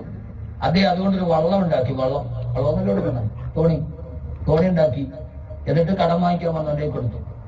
എന്നിട്ട് നീ കൊണ്ടുപോക്കോ, പലിശ ഒന്നും തരണ്ട, പക്ഷെ മാസാമാസം തോണിക്ക് വാടക തരണം. എങ്ങനെയുണ്ട്? നീ വേറൊന്നും തരണ്ട, പക്ഷെ മാസാമാസം തോണിക്ക് വാടക തരണം. ഏത് കാര്യം ചെയ്താലും അത് ഹറാമാണെന്ന് നമുക്കറിയാം. പക്ഷെ അതിന് നമ്മൾ പറയുന്ന ചില ഒരു പുകമറയുണ്ട്. നമ്മളിത് പറയുന്ന ചില ന്യായീകരണങ്ങൾ. അങ്ങനെയൊക്കെ അല്ലേ പറ്റുള്ളൂ, ഇങ്ങനെയൊക്കെ അല്ലേ പറ്റുള്ളൂ. ഞാൻ സാധാരണ സെൻട്രൽ ജുമാ മസ്ജിദിൽ ജുമയ്ക്ക് പോകുമ്പോ, വെള്ളിയാഴ്ചയാണ് പോവുക. അപ്പൊ അവിടെ പോകുമ്പോ സാധാരണ വെള്ളിയാഴ്ച ഞാൻ പോകുന്ന സമയത്ത് കരക്കൂട്ടത്തിലില്ലേ, തിരുവനന്തപുരം പോന്നിട്ടില്ലേ, കരക്കൂട്ടത്തിനടുത്തൊരു അമ്മാവന്റെ ഒരു കടയുണ്ട്, ഒരു സുമാരൻ ചേട്ടന്റെ കട. ഒരു പഴയ ഓലക്കടയാണ്. ചെറിയൊരു ഓല വെച്ച് ഇങ്ങനെ ചെരിച്ചുണ്ടാക്കി ഒരു മണ്ണൊക്കെ ഉണ്ടാക്കി അവിടെ ഇരിക്കാൻ 4 സീറ്റ് ആകെയുള്ളൂ. ഇവിടെ ഉള്ളവർക്ക് പരിചയമുണ്ടോന്ന് എനിക്കറിയില്ല. അപ്പൊ അവിടെ പോയാൽ രാവിലെ നല്ല ദോശയും നല്ല തൈര് വടയും സാമ്പാറും പപ്പടം. ഒരു ദോശയ്ക്ക് ഇതിന് 6 കറിയാണ്. തൈര് വട, സാമ്പാർ, പപ്പടം, മുളക് കറി, കിഴങ്ങ്. അതൊരു പഴയ കടയാണ്. ഭയങ്കര ടേസ്റ്റ് അവിടുത്തെ ഭക്ഷണം. അപ്പൊ സാധാരണ ഞാൻ രാവിലെ വെള്ളിയാഴ്ച പോകുമ്പോൾ രാവിലത്തെ നാസ്ത അവിടെ നിന്ന് കഴിക്കുക. അതെന്റെ ഒരു ഹോബിയാണ്. അങ്ങനെ ചില ഹോബികൾ എനിക്കുണ്ട്. അത് ഈ മസ്കറ്റിലെ അറബ് ഫുഡിനൊന്നും അത്രയും ടേസ്റ്റ് കിട്ടില്ല. ആ സാധനത്തിന് അത്രയും വലിയ ഇതെന്തില്ല, കിട്ടില്ല. അപ്പൊ ഞാൻ ഈ കഴിഞ്ഞ വെള്ളിയാഴ്ച പോകുമ്പോ അവിടെ നിന്ന് ഭക്ഷണം കഴിച്ചുകൊണ്ടിരിക്കുക. അപ്പൊ എന്റെ തൊട്ടടുത്തിരുന്ന് 2 ചെറുപ്പക്കാർ ഭക്ഷണം കഴിക്കുന്നുണ്ട്. അവരൊരാൾ വെച്ച് വെള്ളിയാഴ്ചയല്ലേ പള്ളിയിൽ പോകേണ്ട, പെട്ടെന്ന് കഴിച്ചിട്ട് എഴുന്നേറ്റ്. അപ്പൊ മറ്റേ ആള് പറഞ്ഞു, എനിക്ക് ധൃതിയൊന്നുമില്ല, ഞാൻ രാവിലെ എഴുന്നേറ്റ് കുളിച്ച് ജുമയുടെ സുന്നത്തായ കുളിച്ച് സുബഹി നിസ്കരിച്ച് സൂറത്തുൽ കഹ്ഫ് ഓതിയിട്ടാണ് ഞാൻ വന്നത്. ആ ചെറുപ്പക്കാരൻ പറഞ്ഞു. ഇത് കേട്ടപ്പോ എനിക്ക് വലിയ സന്തോഷം ഉണ്ടായി. പടച്ചോനെ, ഏതായാലും ഇങ്ങനെയുള്ള ചെറുപ്പക്കാർ ഈ ലോകത്ത് ഇപ്പോഴും ഉണ്ടല്ലോ അല്ലാഹുവേ. വെള്ളിയാഴ്ച രാവിലെ എഴുന്നേറ്റ്, സാധാരണ നമ്മുടെ ചെറുപ്പക്കാരെന്ന് പറഞ്ഞ ഇന്നല്ലാഹു യഅ്മുറു ബിൽ അദ്ലി വഹ്സൻ ഈസാൻ പറഞ്ഞാലും പള്ളിമുറ്റത്ത് കയറാത്ത പിള്ളേരാ. അപ്പൊ അങ്ങനെ ഒരു കാലത്ത് ഇങ്ങനെയുള്ള ചെറുപ്പക്കാരുണ്ടല്ലോ അല്ലാഹുവേ എന്നെനിക്കൊരു വല്ലാത്ത സന്തോഷം തോന്നി. പടച്ചവനെ, ഈ ചെറുപ്പക്കാരൻ നീ നല്ല ഹൈറ് കൊടുക്കണമെന്ന് മനസ്സിൽ ദുആ ചെയ്യുകയും ചെയ്തു. എല്ലാം കഴിഞ്ഞിട്ട് ഇപ്പൊ ഇവരങ്ങിറങ്ങിപ്പോയി. ഞങ്ങൾക്ക് ഇവിടെ വെള്ള ഷർട്ട്, വെള്ളമുണ്ട്, കുളിച്ച് അത്തറൊക്കെ പൂശി ഒരു ചെറിയ പഞ്ഞി മേലെടുത്തിരി അത്ര ഇവിടെ ചെവിയിലും വെച്ചിട്ടുണ്ട്. ഒരു വെള്ളിയാഴ്ച ആണെന്നുള്ളതിന്റെ അടയാളം. പണ്ട് കാലത്ത് വെള്ളിയാഴ്ച ആണ് നമ്മൾ അറിയുന്നത് എങ്ങനെയാ? ഒരു 10 മണിയാവുമ്പോൾ നമ്മുടെ നാട്ടിലെ കാർന്നോന്മാര് ഒരു വെള്ള തെരപ്പാവും വെള്ള ഷർട്ടൊക്കെ ഇട്ട് ഒരു കരയില്ലാത്ത മുണ്ടൊക്കെ കൊടുത്ത് പഞ്ഞിമേലെ ഒരല്പം മജ്മ 99ന്റെ അത്രയൊക്കെ തുണി ഈ ചെവിമേ വെച്ചിട്ട് അവരിങ്ങനെ മെല്ലെ പള്ളിയിൽ വന്നിട്ട് സൂറത്തുൽ കഹ്ഫ് ഓതും. അവർ പോകുന്ന കാണുമ്പോ തന്നെ നമുക്കറിയാം എന്ത് വെള്ളിയാഴ്ച ഇന്ന് കാണാൻ പറ്റുമോ? ഇന്ന് 1 മണിയായാലും ഒരു മനുഷ്യരെ കാണാൻ പറ്റില്ല. 10 മണിക്ക് ഇതിപ്പോ ഏത് പള്ളിയിൽ ആളുള്ളത്? നമ്മുടെ നാട്ടിലെ പള്ളിയിൽ എങ്ങാനും 10 മണിക്ക് ഒരാളെ എങ്ങാനും ഇപ്പൊ കണ്ട അപ്പോഴേ നമ്മൾ തീരുമാനിച്ചോളാം അതാരാ ഈ വെള്ളിയാഴ്ച പിരിവിന് വന്ന ആളാ, വേറെ ഒരാൾ വരുന്നതിന് മുമ്പേ ബുക്ക് ചെയ്യാൻ വേണ്ടി വന്ന ആളാ. അല്ലാത്ത ഒരാളെ 10 മണിക്ക് നമ്മുടെ നാട്ടിലെ പള്ളിയിൽ കാണാൻ പറ്റൂല. അപ്പൊ അങ്ങനെ ഒരു അവസ്ഥയിൽ ഇങ്ങനെ ഒരു ചെറുപ്പക്കാരനെ കാണുമ്പോ എന്റെ മനസ്സിൽ വല്ലാത്ത സന്തോഷം ഉണ്ടായി. ഞാൻ അദ്ദേഹത്തിന് വേണ്ടി മനസ്സിൽ ദുആ ചെയ്തു. ഞാൻ ഭക്ഷണമൊക്കെ കഴിച്ചു, ബില്ല് കൊടുത്തു. 48 റുപ്യാണ് ബില്ല്, സ്ഥിരം ബില്ലാണ്. ഞാനിപ്പോ 11 മണിയായി പോയാലും അവിടെ ഒരു ചേച്ചിയുണ്ട്, ഒരു വയസ്സായ ഒരു ചേച്ചി. അവരെനിക്ക് വേണ്ടി ആ ഭക്ഷണം എടുത്തു വെച്ചിരിക്കും. കാരണം സ്ഥിരം ആളാ. സാധാരണ എല്ലാവരും പറഞ്ഞ വാക്കവി 5 സ്റ്റാർ ഹോട്ടലിലെ താമസിക്കുക. ഞാൻ തട്ടുകടയിൽ ഭക്ഷണം കഴിക്കുന്ന ആളാണ്. ഈ കോഴിക്കോട് പോയ രാമനാട്ടുകര ബൈപ്പാസിൽ ഒരു കടയുണ്ട്, ഒരു തട്ടുകട. വേണം ഞാൻ പറഞ്ഞുതരാം, അത് നല്ല ഫുഡാണ്. നല്ല ഇഡ്ഡലിയും ചമ്മന്തിയും മുളക് ചമ്മന്തിയും കിട്ടും. ആ ഇഡ്ഡലി അത് തിന്ന ഹിസാബ് ഒരു ആകൃതി ഉണ്ടാവില്ല, അത്രയ്ക്ക് നൈസാണ്. വളരെ നൈസാണ് സാധനം. അത്രയും നല്ലൊരു ഇഡ്ഡലി ഞാൻ ജീവിതത്തിൽ നിന്നില്ല. കോഴിക്കോട് ബൈപ്പാസിലൂടെ ചെറിയൊരു തട്ടുകട, രാമനാട്ടുകര ബൈപ്പാസ്. ഞാൻ അവിടെ ഇരുന്ന് ഭക്ഷണമൊക്കെ കഴിച്ചിട്ടാ പോവുക. ഞാൻ പറഞ്ഞത്, ഞാനങ്ങനെ ബില്ല് കൊടുത്തു ഇറങ്ങി പോകുമ്പോ പടച്ചോനെ ഈ നല്ല ചെറുപ്പക്കാരെ അല്ലാഹു നിലനിർത്തട്ടെ ദുആ ചെയ്ത് ഇറങ്ങി പോകുമ്പോ പെട്ടെന്ന് എന്റെ പുറകിൽ നിന്നൊരു വിളി. എന്താണെന്നറിയോ? കാരുണ്യ ഭാഗ്യക്കുറി, കാരുണ്യ ഭാഗ്യക്കുറി, ഇന്ന് 10 മണിക്ക് നറുക്കെടുക്കും. ഞാൻ തിരിഞ്ഞു നോക്കുമ്പോ ഈ ചെറുപ്പക്കാരനാ. ഞാൻ നോക്കുമ്പോ ഈ ലോട്ടറി വിൽക്കുന്നതാരാ? ഈ ചെറുപ്പക്കാരന്. അപ്പൊ അവൻ രാവിലെ എഴുന്നേറ്റു, ജുമയുടെ കുളി കഴിഞ്ഞു, അവനെല്ലാം ചെയ്തു, സൂറത്തുൽ കഹ്ഫ് ഓതി. അത് കഴിഞ്ഞിട്ട് അവന്റെ ജോലി ഏതാ? ലോട്ടറി. അപ്പൊ എന്റെ പ്രിയപ്പെട്ട സഹോദരങ്ങളെ, ഞാനീ പറഞ്ഞതിന്റെ അർത്ഥം എല്ലാവർക്കും അടയാളങ്ങൾക്ക് ആർക്കും കുറവില്ല. പ്രവാസിയുടെ കാര്യം പറഞ്ഞിടാത്ത പെണ്ണുണ്ട്. പർദ്ദ ഒരു അടയാളമായി മാറി. ഏതടയാളം? ഞാൻ അത്യാവശ്യം ഇത്തിരി മാന്യതയുള്ള പെണ്ണാണ് എന്ന് ലോകത്തിന്റെ മുമ്പിൽ അറിയിക്കാൻ ഒരു സിംബോളിക്, ഒരു അടയാളമായി മാറി. അതിന്റെ ഉള്ളിൽ അവൾ ആരാണ് എന്നതാണ് ചിന്ത. ഇവിടെയാണ് ഹാജറിനെ പരിചയപ്പെടേണ്ടത്. ഒരു ബാഹ്യമായ ഒരു അടയാളമല്ല. നിസ്കാരത്തരം ഇപ്പൊ ആർക്കയില്ലാത്തത്. പണ്ടൊക്കെ ഇമ്മാതിരി നിസ്കാരത്തരമുണ്ട്. പണ്ടൊക്കെ ഇമ്മാതിരി നിസ്കാരത്തരമുണ്ട്. ഇപ്പൊ ആർക്കാ തരമ്പില്ലാത്ത? 15 വയസ്സ് കഴിഞ്ഞവനെ നെറ്റിയിൽ തരമ്പ. കാരണം ഈ ബാംഗ്ലൂരിൽ ഒരുമാതിരി പാവരും പള്ളിയിൽ അതിനകത്ത് 3 റക്അത്ത് നിസ്കരിച്ച തഴമ്പുറപ്പ. അത്രയ്ക്ക് കെട്ടിയപ്പായി. ആർക്കാ തരമ്പില്ലാത്തത്? എല്ലാവർക്കുമുണ്ട്. യഥാർത്ഥത്തിൽ എന്റെ പ്രിയപ്പെട്ട സഹോദരങ്ങളെ, അടയാളങ്ങൾക്കപ്പുറം, വരമ്പുകൾക്കപ്പുറം നമ്മുടെ ജീവിതത്തിലോട്ട് ഇറക്കാൻ കഴിയുന്ന ചില പ്രധാനപ്പെട്ട മൂല്യങ്ങൾ, ആ മൂല്യങ്ങളിലേക്ക് എത്താൻ കഴിയുമ്പോഴാ ആദരവായ പ്രവാചകൻ ഖലീലുല്ലാഹി ഇബ്രാഹിം അലൈഹിസ്സലാത്തു വസ്സലാം. മൈക്കിന് ഫീഡ്ബാക്ക് കുറച്ചുകൂടി കൊടുത്തേ. ഫീഡ്ബാക്ക്. ബഹുമാനപ്പെട്ട ഇബ്രാഹിം നബി അലൈഹിസ്സലാത്തു വസ്സലാം ഭാര്യ ഹാജർ റളിയല്ലാഹു അൻഹയെ നാം പരിചയപ്പെടുത്തുന്നത് ഈ ജീവിതത്തിലെ എല്ലാ ചിന്തകളും എന്തിനു വേണ്ടിയാണോ? നാം ജീവിക്കുന്നത് എന്തിനു വേണ്ടിയാണോ? നമ്മുടെ പ്രയാസങ്ങൾ, നമ്മുടെ പ്രശ്നങ്ങൾ, നമ്മുടെ വൈകല്യങ്ങൾ, ഇതെല്ലാം എന്തിനു വേണ്ടിയാണോ? ആ വേണ്ടി ജീവിക്കുന്നവരുടെ മുമ്പിലാണ് ഹാജർ റളിയല്ലാഹു അൻഹ പ്രിയപ്പെട്ട ഭർത്താവ് വിട പറഞ്ഞുപോയി. പക്ഷേ ഹാജർ തളർന്നില്ല. അല്ലാഹുവിന്റെ തീരുമാനത്തിനനുസരിച്ച് അല്ലാഹുവിന്റെ തൃപ്തിക്ക് വേണ്ടി തന്റെ പ്രിയപ്പെട്ട മകനെയും പിടിച്ചുകൊണ്ടോടി സഭയിൽ നിന്ന് മറുവയിൽ നിന്ന് സഭയിലേക്ക് അവസാനം ആകുലതയോടെ, പ്രക്ഷുബ്ധതയോടെ ആ പ്രിയപ്പെട്ട ഉമ്മയുടെ മടിത്തത്തിൽ നിന്ന് പിഞ്ചുവയതിൽ കാലിട്ടടിച്ചെടുത്തു നിന്നല്ലയോ ലോകത്തിന്റെ ഏറ്റവും വലിയ അനുഗ്രഹമായ സംസം പിളർന്നൊഴുകിയത്.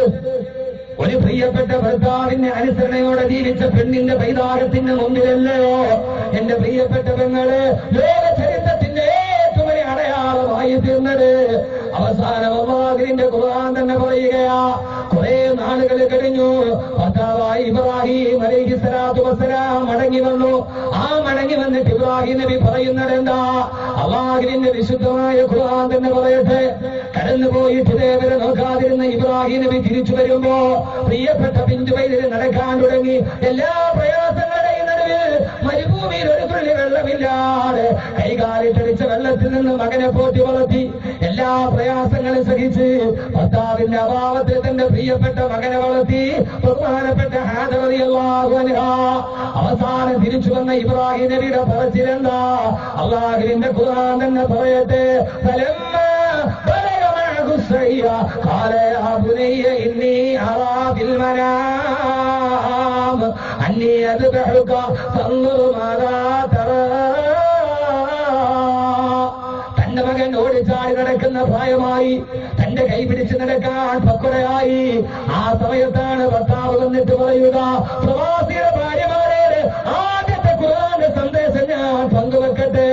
ഇബ്രാഹിം നബി പറയുന്ന ഹാജറേ റളിയല്ലാഹു അൻഹ, മരുഭൂമിയിൽ ആരുമില്ലാതെ നിന്നെ ഇട്ടിട്ട് പോയതാണ് ഞാൻ. എന്റെ അഭാവത്തിൽ നമ്മുടെ പൊന്നുമോനെ വളർത്തിയതാണ് നീ. പക്ഷേ ഹാജറേ, ഇന്നലെ രാത്രിയിൽ അല്ലാഹു സ്വപ്നത്തിൽ എന്നോട് പറഞ്ഞു, കൺമണിയുടെ കരുത്തറക്കാൻ എന്താണ് നിന്റെ അഭിപ്രായം എന്ന് പറഞ്ഞപ്പോ സ്വന്തം ഭർത്താവിന്റെ തീരുമാനത്തിന് മുമ്പ് ഒരു എതിർവാക്ക് പോലും പറഞ്ഞില്ല ബഹുമാനപ്പെട്ട ഹാജർ റളിയല്ലാഹു അൻഹ. ഇവിടെയാണ് പ്രവാസിയുടെ ഭാര്യയുടെ ജീവിതത്തിന്റെ ആദ്യത്തെ മുഖമുദ്ര ഉണ്ടാകേണ്ടത്. ഭർത്താവ് ഗൾഫിൽ പോയി 4-5 വർഷം അയാൾ ജോലി ചെയ്തു ഗൾഫിൽ. അവസാനം 5 വർഷം കഴിഞ്ഞ് തിരിച്ചു വന്നു. തിരിച്ചു വരുമ്പോഴാണ് ഭാര്യ ഭർത്താവ് തമ്മിൽ ഒരു പ്രശ്നം ഉണ്ടായാൽ ആദ്യം ഗൾഫുകാരന്റെ ഭാര്യ പറയുന്നുണ്ട്, പിന്നെ 4-5 വർഷം കൊണ്ട് നിങ്ങൾ അവിടെ പോയിട്ട് കിടന്ന് ഈ മക്കളെ കഷ്ടപ്പെട്ട് വളർത്തിയത് ഞാനാണ്. ഇതിന്റെ കഷ്ടപ്പാട്, ഇവിടുത്തെ കഷ്ടപ്പാട് നടത്തിയത് ഞാനാണ്. ഈ വീട് വെക്കാൻ ഞാൻ പെട്ട പാട് നിങ്ങൾക്കറിയോ? നിങ്ങൾ അവിടെ പോയി കുറെ പൈസ മാസാമാസങ്ങൾ തന്നു എന്നല്ലാതെ എന്റെ സ്വർണ്ണവും വിറ്റ് എന്റെ വാപ്പാന്റെ കയ്യിൽ നിന്ന് മേടിച്ച് എന്റെ മക്കളെ 4-5 വർഷം ഞാൻ ഇവിടെ കിടന്ന് പോറ്റി വളർത്തി, ഞാൻ കഷ്ടപ്പെട്ട് വീടുണ്ടാക്കി. ഒരു പെണ്ണ് തന്നെ വീടുണ്ടാക്കണമെങ്കിൽ എത്ര പാടുണ്ടാവണം? ഒരു ഗൾഫുകാരന്റെ ഒരു പെണ്ണ് തന്നെ അല്ലാത്ത പാടുണ്ട്. എവിടെ പാടും? ഒരു പാടുമില്ല. ഗൾഫുകാരന്റെ ഭാര്യക്കാണ് വീടുണ്ടാക്കാൻ എളുപ്പം, നമുക്കാണ് വീടുണ്ടാക്കാൻ പാട്. അത് അതൊക്കെ പാട്. ഞാൻ ഇപ്പൊ ഒരു ടിപ്പർ ലോറിക്കാരനെ വിളിച്ചിട്ട് നമ്മുടെ മോനെ ഒരു 10 ലോഡ് കല്ലുവേണോടെ കൂട്ടാ, നാളെ രാവിലെ ഇറക്കുവോ? ഉസ്താദ് ഇപ്പൊ നാളെ വേറെ ബുക്കിംഗ് ഉണ്ട്, 2 ദിവസം കഴിഞ്ഞിട്ടാവട്ടെ ഞാൻ ഇറക്കാം. ഒരു ഗൾഫുകാരന്റെ ഭാര്യ ടിപ്പർ ലോറിക്കാരനെ വിളി. പിന്നെ അസ്സലാമു അലൈക്കും, എനിക്ക് 10 ലോഡ് കല്ല് വേണമായിരുന്നില്ല, നാളെ ഇറക്കും. നാളെ ഇപ്പൊ ഇറക്കി, നാളത്തേക്ക് ഇറക്കണമെങ്കിൽ ഇപ്പൊ തന്നെ ഇറക്കിയേക്കാം. എന്റെ പ്രിയപ്പെട്ട സഹോദരൻ, ഒരു ലോഡ് മണൽ വേണം ചോദിച്ചു നോക്കും. മണലിപ്പോ പൊന്നിനേക്കാൾ വില കൂടുതൽ ഇവിടെ. അതുപോലെ മണലിറക്കി നോക്ക്. മണലുകാരനോട് പറയാൻ പിന്നെ ഇത് വല്ലാത്ത ചാർജാണ് കേട്ടോ, ഒരു 100 റുപ്യ കൊടുത്ത് നിങ്ങൾക്ക് വേണോ? വേണമെങ്കിൽ വേണ്ട, ഇത് എടുക്കും, വേറെ ആളുണ്ട് കൊണ്ട്. പക്ഷേ ഒരു ഭർത്താവ് വീട്ടിലില്ലാത്ത ഗൾഫുകാരന്റെ ഭാര്യയെ പറഞ്ഞു നോക്ക്, ഒന്നും കൊടുക്കണം. ഇത് വല്ലാത്ത വിലയാണ് കേട്ടാ. ഇത്ത ഞാൻ എന്റെ ലാഭം പോലും എടുത്തിട്ടില്ല, ഇത്ര കാലത്ത് 500 റുപ്യ കുറച്ചത്. അവനറിയാം 500 റുപ്യ അപ്പൊ കുറച്ചാൽ പിന്നീട് അംഗവും കാണാൻ താളി ഓടിക്കാൻ അവന് നന്നായിട്ടറിയാം. ഈ ഒരു സാഹചര്യമാണ് ലോകത്തിന്റെ മുമ്പിൽ. ഇവിടെയാണ് പ്രവാസിയുടെ ഭാര്യ ജീവിക്കാൻ കഷ്ടപ്പെടുന്നത്. ഇൻഷാ അല്ലാഹ് ഖുർആന്റെ 1-2 ആയത്തുകൾ, അത് മാത്രമാണ് നമ്മുടെ വിഷയം. അള്ളാഹു നമ്മുടെ ജീവിതത്തിൽ ഒരു നല്ല ദിശാബോധം ഈ വിഷയത്തിലൂടെ അള്ളാഹു നൽകി അനുഗ്രഹിക്കട്ടെ. ആദ്യം തന്നെ ഞാൻ ഈ ചരിത്രത്തിന്റെ പാഠം പറഞ്ഞത് എന്തിനാ? ബഹുമാനപ്പെട്ട ആദർ റളിയല്ലാഹു അൻഹു ഒന്നും പറഞ്ഞില്ല ഭർത്താവിന്റെ മുമ്പിൽ. ആയിക്കോട്ടെ, എന്റെ പ്രിയപ്പെട്ട സഹോദരിമാരെ, പൊന്നാനി MES ഗ്രൗണ്ടിൽ ഈ വിഷയം കേൾക്കാൻ വല്ലാതെ ഒരറ്റം മുതൽ അങ്ങേയറ്റം വരെ മുഖം കാണാൻ കഴിയാത്ത രീതിയിൽ പകർന്നു കിടക്കുന്ന പെങ്ങളെ, ഭർത്താവിന്റെ അഭാവത്തിൽ കഷ്ടപ്പെട്ട് മരുഭൂമിയിലൂടെ തന്റെ കൈവെള്ളയിലിട്ട് തന്റെ പ്രിയപ്പെട്ട മക്കളെ വളർത്തിയ ഭാര്യക്കാണ് അല്ലാഹു ലോകത്തിലെ ഏറ്റവും അനുസരണയുള്ള മകനെ കൊടുത്തത് എന്നല്ലാന്റെ വിശുദ്ധ ഖുർആൻ. എല്ലാ പ്രലോഭനങ്ങളെയും നടുവ് അല്ലാഹുവിന് ഇഷ്ടപ്പെട്ട രീതിയിൽ ജീവിച്ചാൽ ഒരു പ്രവാസിയുടെ ഭാര്യക്കള്ള കൊടുക്കുന്ന സമ്മാനമേടാ. തന്റെ ഭർത്താവിനോട് തർക്കുത്തരം പറഞ്ഞില്ല, അവകാശഭാരം പറഞ്ഞില്ല, വിശാലമായ മനസ്കഥയോടെ വിട്ടുകൊടുത്ത് കൊണ്ടുപോയി കൊള്ളുക. എന്റെ പ്രിയപ്പെട്ട സഹോദരങ്ങളെ, ലോകചരിത്രത്തിലേത് മാതാവും ഗർവം ചുമക്കാൻ ആഗ്രഹിച്ചു പോകുന്ന ബഹുമാനപ്പെട്ട നബിയുല്ലാഹി ഇസ്മാഈൽ അലൈഹിസ്സലാത്തു വസ്സലാം എന്ന പൊന്നുമോനെ കിട്ടിയതാർക്കാ? ഈ ഹാദരനല്ലേ മലയടിവാരത്തിലേക്ക് കൊണ്ടുപോയി മകനെ മലത്തിൽ കിടത്തിയിട്ട് കരുത്തിലോട്ട് കത്തിവെക്കുമ്പോ ഇബ്രാഹിം നബി കത്തിവെക്കാൻ പോവുകയാ. സതജിദുനി ഇൻഷാ അല്ലാഹു മിനസ്സാബിരീൻ. അല്ലാഹു നമുക്ക് സ്വർഗം തരില്ല ഉപ്പ. മലത്തിൽ കിടത്തി കരുത്തിലോട്ട് കത്തിവെക്കുമ്പോ ആ സമയത്ത് ഉപ്പാന്റെ കൈ പിടിച്ചിട്ട് അത് കുപ്പ സ്വർഗമല്ലേ എന്ന് പറഞ്ഞ ലോക ചരിത്രത്തിൽ ഏതൊരു ഉപ്പയും മറക്കാൻ കൊതിക്കുന്ന മോനെ കിട്ടിയതാർക്കാ? എന്റെ പ്രിയപ്പെട്ട സഹോദരിമാരെ കേൾക്കുക. ജീവിക്കുന്നത് മക്കൾക്ക് വേണ്ടിയല്ലേ, പ്രസവിച്ചത് മക്കൾക്ക് വേണ്ടിയല്ലേ. പ്രസവത്തിന് മരണസമാനമായ വേദന. ഒരു പെണ്ണിന്റെ പ്രസവ വേദനയുടെ അളവെത്രയാ? ശരീരത്തിലെ 40 എല്ലുകൾ ഒരേ സമയത്തൊടിഞ്ഞാൽ ഏത് വേദനയാണോ ആ വേദനയാണ് പ്രസവത്തിന്റെ വേദനയെന്ന്. ശരീരത്തിലെ 40 അസ്ഥികൾ ഒരേ സമയത്തൊടിഞ്ഞാൽ ഏത് വേദനയാണോ ആ വേദനയാണ് പ്രസവത്തിന്റെ വേദനയെന്ന് വൈദ്യശാസ്ത്രം പറയുമ്പോ, ആ വേദന സഹിച്ചു വളർത്തിയ മക്കളല്ലേ, ആ മക്കൾ നമുക്ക് നല്ലവരാകണ്ടേ. തന്റെ പ്രിയപ്പെട്ട ഭർത്താവിന്റെ ഭാവത്തിൽ ഈ മകനെ വളർത്തിയ ഉമ്മയ്ക്കാണ് ലോക ചരിത്രത്തിലെ ഏറ്റവും വലിയ മകന്റെ സ്നേഹം കിട്ടിയത്. ഉപ്പകരത്തിൽ കത്തിവെക്കുകയാണ്. അത് പോകുമ്പോ മകനായ ഇസ്മായിൽ നബി പറഞ്ഞില്ല ഉപ്പ. അളക്കുന്നതിന് മുമ്പ് 4 കാര്യങ്ങൾ ഇബ്രാഹിം നബിയോട് മകനായ ഇസ്മായിൽ നബി പറഞ്ഞത് ചരിത്രമല്ലേ? കരുത്തറക്കാൻ പോകുമ്പോ ഉപ്പയോട് പറഞ്ഞു, ഉപ്പ, എന്റെ പ്രിയപ്പെട്ട ഉപ്പ, എന്റെ കൈയും കാലും നന്നായിട്ട് നിങ്ങൾ കെട്ടിമുറുക്കണം, എന്നിട്ടല്ലാതെ നിങ്ങൾ എന്റെ കരുത്തറക്കരുത്. കാരണം നിങ്ങൾ കരുത്തിലോട്ട് കത്തിവെക്കുമ്പോ ആ സമയത്തിന്റെ ശരീരത്തിന് വേദനയുണ്ടാകുമ്പോ കൈകാലിട്ടടിച്ചിട്ട് ഞാൻ കിടന്നിട്ട് പടയുമ്പോ ഉപ്പ നിങ്ങളുടെ മനസ്സ് ചഞ്ചലമായേക്കാം. അതുകൊണ്ട് ആ സമയത്തിന്റെ കൈകാലിട്ടടിച്ചിട്ട് പൊന്നുമകൻ മുമ്പിൽ കിടന്ന് പിടയുമ്പോ ആ സമയത്ത് മനസ്സിന് കാരുണ്യം വന്നിട്ട് അള്ളാന്റെ തീരുമാനം തെറ്റിക്കണ്ട ഉപ്പ. എന്റെ കൈകാലുകൾ കെട്ടിയിട്ടല്ലാതെ രണ്ടാമത് പറഞ്ഞതെന്നറിയോ? ഉപ്പ എന്നെ അറുക്കുമ്പോൾ കമഴ്ത്തി കിടത്തിയിട്ടേ അറുക്കാവൂ. നിങ്ങൾ കത്തിയെടുത്തിട്ട് എന്റെ കരുത്തിലോട്ട് വെക്കുമ്പോ ആ സമയത്തിന്റെ മുഖത്തെ പുഞ്ചിരി കണ്ട, എന്റെ മുഖത്തോട്ടൊന്ന് നോക്കിയാ നിങ്ങൾക്ക് ഏറ്റവും ഇഷ്ടമുള്ള മകനല്ലേ, എത്രയോ നാള് കാത്തിരുന്നിട്ട് കിട്ടിയ പൊന്മണിയല്ലേ, എന്റെ മുഖം കണ്ട ഉപ്പ നിങ്ങൾക്ക് കത്തിയിൽ പിടുത്തം മുറുകില്ല, അതുകൊണ്ട് എന്നെ കമഴ്ത്തി കിടത്തണേ, എന്റെ മുഖത്തോട്ട് നോക്കരുത്. ഇബ്രാഹിം നബി അലൈഹിസ്സലാത്തു വസ്സലാമിനോട് കത്തിയുടെ പിടിയിൽ നിന്നിട്ട് മകൻ പറഞ്ഞ വാക്കാ. മൂന്നാമത് പറഞ്ഞതെന്താ? ഉപ്പ എന്റെ കരുത്തറത്ത് കഴിഞ്ഞ എന്റെ ചോര, എന്റെ രക്തം എന്റെ ശരീരത്തിലൂടെ തടം തല്ലിയാതൊടുകുമ്പോ എന്റെ രക്തം പുരണ്ട കുപ്പായം എന്റെ പ്രിയപ്പെട്ട ഉമ്മയെ കാണിക്കല്ല ഉപ്പ. ഒരു മകന്റെ അവസാനത്തെ പറച്ചിലാണ് എന്റെ പ്രിയപ്പെട്ട പ്രവാസിമാരുടെ ഭാര്യമാരോട്. ആരുമില്ലാതെ, സ്വന്തം ഭർത്താവില്ലാതെ സ്വന്തം മകനെ മാറോട് അടച്ചു ചേർത്തിട്ട് ഒരൊറ്റ തെറ്റിലോട്ട് പോകാത്ത ഉമ്മയ്ക്ക് കിട്ടിയ പ്രതിഫലം എന്താ? ആ മകൻ പറഞ്ഞ് എന്റെ ചോരപുരന്റെ കുപ്പായം എന്റെ പ്രിയപ്പെട്ട ഉമ്മാനെ കാണിക്കരുത്.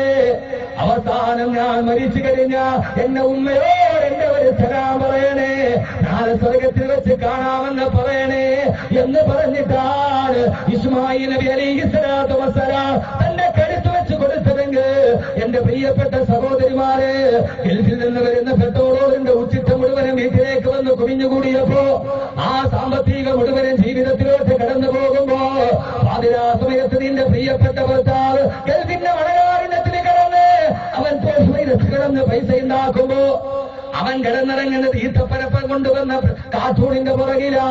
ഈ വിനീതൻ അബുദാബിയിൽ പ്രവാസനത്തിന് പോകുമ്പോ മലപ്പുറം ജില്ലയിലെ കുറെ ചെറുപ്പക്കാർ വന്നിട്ട് പറഞ്ഞു, സാറേ യൂട്യൂബിൽ പ്രസംഗം കേട്ട പരിചയമേ ഉള്ളൂ, ഞങ്ങളുടെ റൂമിലേക്കൊന്ന് വരണേ, അവസാനം അവരുടെ നിർബന്ധത്തിന് വഴങ്ങി ഒരു ദിവസം ഞാൻ അവരുടെ റൂമിലോട്ട് പോയി. കാണുന്ന കാഴ്ച എന്താ സുബ്ഹാനല്ലാഹ്, ഇവിടെ വരുമ്പോഴല്ലേ നല്ല വസ്ത്രമുള്ളൂ, ഇവിടെ വരുമ്പോഴല്ലേ നല്ല വേഷവിധാനമുള്ളൂ. രാവിലെ മുതൽ വൈകുന്നേരം വരെ ജോലിയെടുത്തിട്ട് വൈകുന്നേരം വല്ലാത്ത രണ്ടായതുകൊണ്ട് റൂമില് 8 തട്ടിലുള്ള കസേര ഇട്ടിട്ട് അതിന്റെ മുകളിൽ മത്തിയടുക്കി വെച്ചതുപോലെ കിടക്കുന്ന പ്രവാസിയുടെ ജീവിതം വല്ലാതെ ഘട്ടമാണ്. എങ്ങനെയാ പെങ്ങളെ ഈ ഭർത്താവിനെ വഞ്ചിക്കാൻ തോന്നിയത്? എങ്ങനെയാണ് അവനെ ചതിക്കാൻ തോന്നിയത്? എങ്ങനെയാണ് അവനെ മാനത്തായിട്ട് കൊടുത്ത കിടപ്പറയിൽ എങ്ങനെയാ പാതിരാത്രിയിൽ വേറൊരുത്തനെ വിളിച്ചു വരുത്താൻ തോന്നിയത്? എന്തിനാണ് പാതിരാത്രിയിൽ ചൂടും അനുഭവിക്കാൻ തോന്നിയത്? എന്റെ പ്രിയപ്പെട്ട സഹോദരിമാരെ, പ്രവാസികളോട് ചോദിച്ചാ രാവിലെ ബ്രേക്ക്ഫാസ്റ്റ് കഴിക്കുന്ന പ്രവാസികളില്ല. പാതിരാ സമയത്ത് ജോലി കഴിഞ്ഞിട്ട് രാവിലെ എഴുന്നേറ്റ് ഒരു ഉണക്ക കുപ്പൂസ് പോകുന്ന വഴിയിനെ കടിച്ചുകൊണ്ട് വായുന്ന രണ്ട് നേരം ഭക്ഷണം കഴിക്കുന്ന പ്രവാസിക്ക് 3 നേരം ഭക്ഷണമില്ല. നമുക്കാണ് 3 നേരം ഭക്ഷണമുള്ളത്. രണ്ട് നേരം പ്രവാസി ഭക്ഷണം കഴിക്കുമ്പോ പാതിരാ സമയത്ത് കാറ്റൂടിന്റെ മുകളിൽ കിടന്നിറങ്ങിയിട്ടാപങ്ങള് മാസാമാസം നിനക്ക് വേണ്ടിയുള്ള പൈസ അയച്ചു തരുന്നത്. ആ പൈസ വാങ്ങിച്ചിട്ട് മൊബൈൽ ഫോൺ റീചാർജ് ചെയ്ത് പാതിരാ സമയത്ത് രഹസ്യകാമകനുമായി കാതോരം ചേർത്ത് കിടക്കുന്ന എന്റെ പ്രിയപ്പെട്ട മുസ്ലിം പെങ്ങളെ, അള്ളാന്റെ വിശുദ്ധമായ ഖുർആൻ പറയുകയാ, ആദർ ഗുണപാഠമാകുമോ? ആദർ കഥാപാത്രമാകുമോ? ആദർ ജീവിതത്തിന്റെ ഏറ്റവും വലിയ അനുഭവത്തിന്റെ വേദ്യമാകുമോ? എന്നാൽ അള്ളാഹു നിനക്ക് കൺകുളിർമേകുന്ന മക്കളെ തരിക, കൺകുളിർമേകുന്ന ഭർത്താവിനെ തരിക. ഭർത്താവിന്റെ അഭാവത്തിൽ തന്റെ ശരീരത്തെ സൂക്ഷിക്കുന്ന, അള്ളാഹുവിന്റെ ഹുദൂദുകളെ സൂക്ഷിക്കുന്ന പെണ്ണിനാണെന്ന് അള്ളാഹുവിന്റെ വിശുദ്ധ ഖുർആൻ. അള്ളാഹു നമ്മളെ അങ്ങനെയുള്ള സ്ത്രീകളാക്കി അള്ളാഹു സ്വീകരിക്കുമാറാകട്ടെ. നമ്മുടെ ഭാര്യമാരെ അങ്ങനെ ആക്കി തരുമാറാകട്ടെ. ആരാണ് സാലിഹാത്താര? സാലിഹത്തായ പെണ്ണാര? അള്ളാഹുവിന്റെ ഖുർആൻ തന്നെ പറയുന്നുണ്ട്. ആരാ സാലിഹത്താര? ഖുർആൻ തന്നെ പറയട്ടെ, എന്റെ വാക്കല്ല. فالصالحات قانتات حافظات للغيب بما حفظ الله. സാലിഹത്തായ പെണ്ണാരാ? കാനിതാത്തുൻ, എന്റെ ഭർത്താവ് ചാരത്തുള്ളപ്പോൾ അവനെ അനുസരിക്കുന്നവൾ. സാലിഹത്താര? അള്ളാഹു പറയുകയാണ് സാലിഹത്തായ പെണ്ണെന്ന് പറഞ്ഞാൽ അള്ളാഹു നല്ല ഒരു പുതിയ ചിന്തയ്ക്ക് അള്ളാഹു വഴിതെളിക്കുമാറാകട്ടെ. ആമീൻ പറയും മനുഷ്യന്മാരെ, ഉറക്കെ. ഇതെന്തിട്ട് മനുഷ്യന്മാരാ ഇത്? ഇത്രയും പേര് കൂടിയിട്ട് 10-30,000 ആളുകൾ കൂടിയിട്ടുണ്ട്. ഇത്രയും പേര് പറഞ്ഞാൽ ഇത്ര ആമീനേ ഉള്ളൂ. ഇൻഷാ അല്ലാഹ് അവസാനം 10 സലാത്ത് ചൊല്ലണം. 30,000 ആളുകൾ 10 സലാത്ത് ഇല്ല, 3 ലക്ഷം സലാത്തായി. 3 ലക്ഷം സലാത്ത് ചൊല്ലിയിട്ട് ഈ സദസ്സിൽ ദുആ എന്നിട്ട് വേണം നമുക്ക് പിരിയാം. അതൊക്കെ വളരെ അപൂർവമായിട്ടേ കിട്ടും, വളരെ അപൂർവം. ഇന്ന് കിട്ടും, നാളെയും കിട്ടും ഇൻഷാ അല്ലാഹ്. നാളെയും കിട്ടും. നാളെ എന്റെ പ്രിയപ്പെട്ട സുഹൃത്ത് നൗഷാദ് ബാക്കവിയാണ് വന്നത്. ഇൻഷാ അല്ലാഹ് നാളെയും കിട്ടും. നാളെ വേണ്ടി കിട്ടില്ല. അള്ളാഹു ഈ കിട്ടുന്ന ഭാഗ്യം കൈവെള്ളയിൽ സ്വീകരിക്കാൻ അള്ളാഹു തൗഫീക്ക് നൽകട്ടെ. അള്ളാഹു തൗഫീക്ക് നൽകട്ടെ. അള്ളാഹു തൗഫീക്ക് നൽകട്ടെ. ആരാ സാലിഹാത്തു? യഥാർത്ഥ പെണ്ണാരാ? ഇനി ഞാൻ പറയുന്നത്, പ്രവാസിയുടെ ഭാര്യമാർ ഇങ്ങനെ ജീവിക്കണമെങ്കിൽ എന്ത് ചെയ്യണം? കുറെ കാര്യങ്ങൾ ഖുർആൻ പറയുന്നുണ്ട്, ആ കാര്യങ്ങൾ ചെയ്യുക. അവസാനം പ്രവാസിയുടെ പെണ്ണ്, ലോകത്തെല്ലാവരും അപരാധം പറയുന്ന ആരെ കുറിച്ചാ? ഏറ്റവും കൂടുതൽ അപവാദം ഉണ്ടാകുന്ന ആരെ കുറിച്ചാ? പ്രവാസിയുടെ ഭാര്യയെ കുറിച്ച്. ഏറ്റവും കൂടുതൽ അപവാദം ഉണ്ടാകുന്ന ആരെ കുറിച്ചാ? പ്രവാസിയുടെ ഭാര്യ. ആരും അപവാദം ഉണ്ടാക്കും? ആരും. ഈ അടുത്ത സമയത്ത് ഒരു തലാഖിന്റെ കേസ് വന്നു. എന്താ തലാഖ് കേസ് എന്നറിയോ? ഒരു ഗൾഫുകാരന്റെ ഭാര്യ, അവര് തന്നെയുള്ള വീട്ടില്. അപ്പൊ തൊട്ടടുത്തുള്ള വീട്ടിലെ ഒരു വയസ്സായ ഒരു തള്ള വല്ലപ്പോഴും അവിടെ മണ്ണെണ്ണ മേടിക്കാൻ വരും, അരി മേടിക്കാൻ വരും, ഗോതമ്പ് മേടിക്കാൻ വരും, ഇവര് കൊടുക്കും.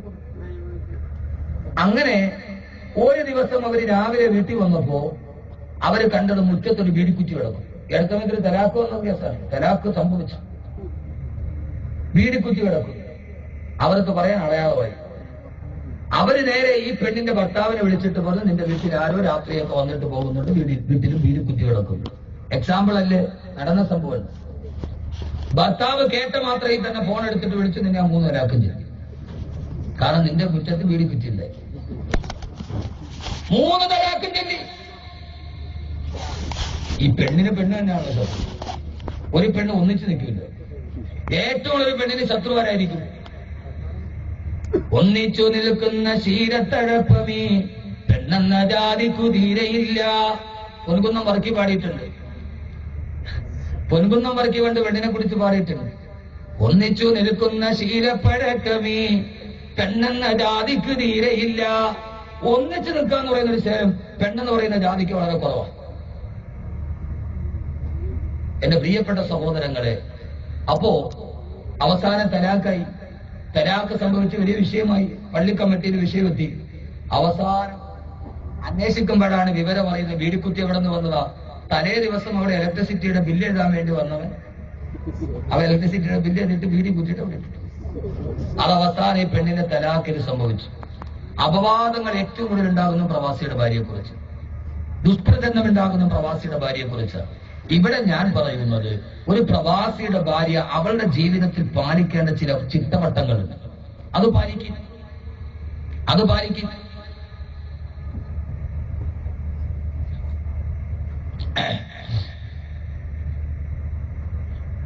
അല്ലാഹുവിന്റെ ഖുർആൻ പറഞ്ഞു, സാലിഹാത്ത് സാലിഹത്തായ പെണ്ണാരാ? ഖാലിതാത്തുൻ ഹാഫിളാത്തുൻ ലിൽ ഗൈബി ബിമാ ഹഫിളല്ലാഹ്. ഖാലിതാത്തുന്നവൾ ഭർത്താവ് കൂടെയുള്ളപ്പോൾ വല്ലാതെ സ്നേഹം പകർന്നു കൊടുക്കുന്നവൾ. ഹാഫിളാത്തുൻ ലിൽ ഗൈബി ബിമാ ഹഫിളല്ലാഹ്. ആ ഭർത്താവിന്റെ അഭാവത്തിൽ അള്ളാഹു സൂക്ഷിക്കാൻ ഏൽപ്പിച്ചത് ഏതൊക്കെയാണോ അതിനെ കാര്യമായി സൂക്ഷിക്കുന്നവളാണ് സാലിഹത്തെന്ന് അള്ളാഹുവിന്റെ വിശുദ്ധ ഖുർആൻ. എന്റെ പ്രിയപ്പെട്ട സഹോദരിമാരെ, ഭർത്താവ് അടുത്തുള്ളപ്പോൾ അവനോട് സ്നേഹത്തോടെ പെരുമാറുക. ഭർത്താവ് അടുത്തില്ലാത്തപ്പോൾ ഭർത്താവിന്റെ അഭാവത്തിൽ അവൻ സൂക്ഷിക്കാൻ പറഞ്ഞതൊക്കെ സൂക്ഷിക്കുക. അതിനെന്ത് ചെയ്യണമെന്നറിയോ? അള്ളാഹുവിന്റെ ഖുർആൻ തന്നെ പറയട്ടെ, വകുല്ലിൽ മുഅ്മിനാതി യഗ്ളുന്ന മിൻ അബ്സാരിഹിന്ന വയഹ്ഫളിന ഫുറൂജഹുന്ന വലാ യുബ്ദീന സീനതഹുന്ന ഇല്ലാ ലിബുഊലതിഹിന്ന ഔ ആബാഇ ബുഊലതിഹിന്ന ഔ അബ്നാഇ ബുഊലതിഹിന്ന ഔ ബനീ ഇഖ്വാനിഹിന്ന ഔ ബനീ അഖവാതിഹിന്ന ഔ നിസാഇഹിന്ന. വളരെ ശ്രദ്ധിച്ച് ഈ ആയത്ത് കേൾക്കണം. വളരെ ശ്രദ്ധിച്ച്. ഇങ്ങോട്ട് നോക്കി, ഇവിടെ നോക്ക്. ഇതിപ്പോ പെണ്ണ് മാത്രം കേൾക്കേണ്ടതില്ല, ഇത് ആണും കേൾക്കേണ്ടതാണ്. ഇത് പെണ്ണ് മാത്രം കേൾക്കേണ്ടതില്ല. പെണ്ണ് മാത്രം കേട്ടിട്ട് കാര്യമുണ്ട്. ഇത് പ്രവാസിയുടെ ഭാര്യയെ കുറിച്ച് ഇപ്പൊ ഞങ്ങൾ കേൾക്കേണ്ടതാണെങ്കിൽ ഇത് കേൾക്കേണ്ടതാരാ? ആണാണ് കേൾക്കേണ്ടത്. എന്റെ ബോധമില്ലാത്തതെന്താ? എന്താ ബോധമില്ലാത്തതെന്താ? ആരെ ഏൽപ്പിച്ചു കൊടുക്കുക? ആർക്കും നിന്റെ വീട്ടിൽ വരാം, ആർക്കും കയറിപ്പോകാം, ആർക്കും ബോധമില്ലാതായി പോയി. ചെറുപ്പക്കാർക്ക് ഗൾഫുകാരുടെ ബോധം നഷ്ടപ്പെട്ടു പോയി. അവൻ ഭാര്യയുമായിട്ടുള്ള സഹവാസത്തിന് മറ്റുള്ളവർക്ക് അതിർവരമ്പ് വെച്ചില്ല. അത് അവന്റെ ഭാഗത്തെ തെറ്റ്. അതുകൂടെ പറയണ്ടേ? അതും കൂടെ പറയണ്ടേ? അതും കൂടെ പറയണ്ടേ? ഇപ്പൊ ആരായിരുന്നു ഉത്തരവാദി? ഒരൊറ്റ ഉദാഹരണം ഞാൻ പറഞ്ഞുതരാം. കുട്ടിക്ക് പനി പിടിച്ചു. ഭാര്യ നേരെ ഭർത്താവിനെ വിളിച്ചു. പിന്നെ മോക്ക് വല്ലാത്ത പനി, പെട്ടെന്ന് കൂടെ വരണം കേട്ടാ. എനിക്ക് സമയമില്ല, എനിക്കിവിടെ പാർട്ടിയുടെ യോഗം നടക്കണം, അവിടെ സെൻട്രൽ കമ്മിറ്റി പോകണം, എനിക്കിവിടെ അതിന് പോകണം, എനിക്ക് സമയമില്ല. കുട്ടിക്ക് വല്ലാതെ പനി അടിക്കുന്നുണ്ട്. ഒരു കാര്യം ചെയ്യും, ഞാൻ അവനെ സുധീറിനെ വിളിച്ചു പറയാം, അവരോട്ടോ വിളിച്ചോട്ട് നോക്കൂ,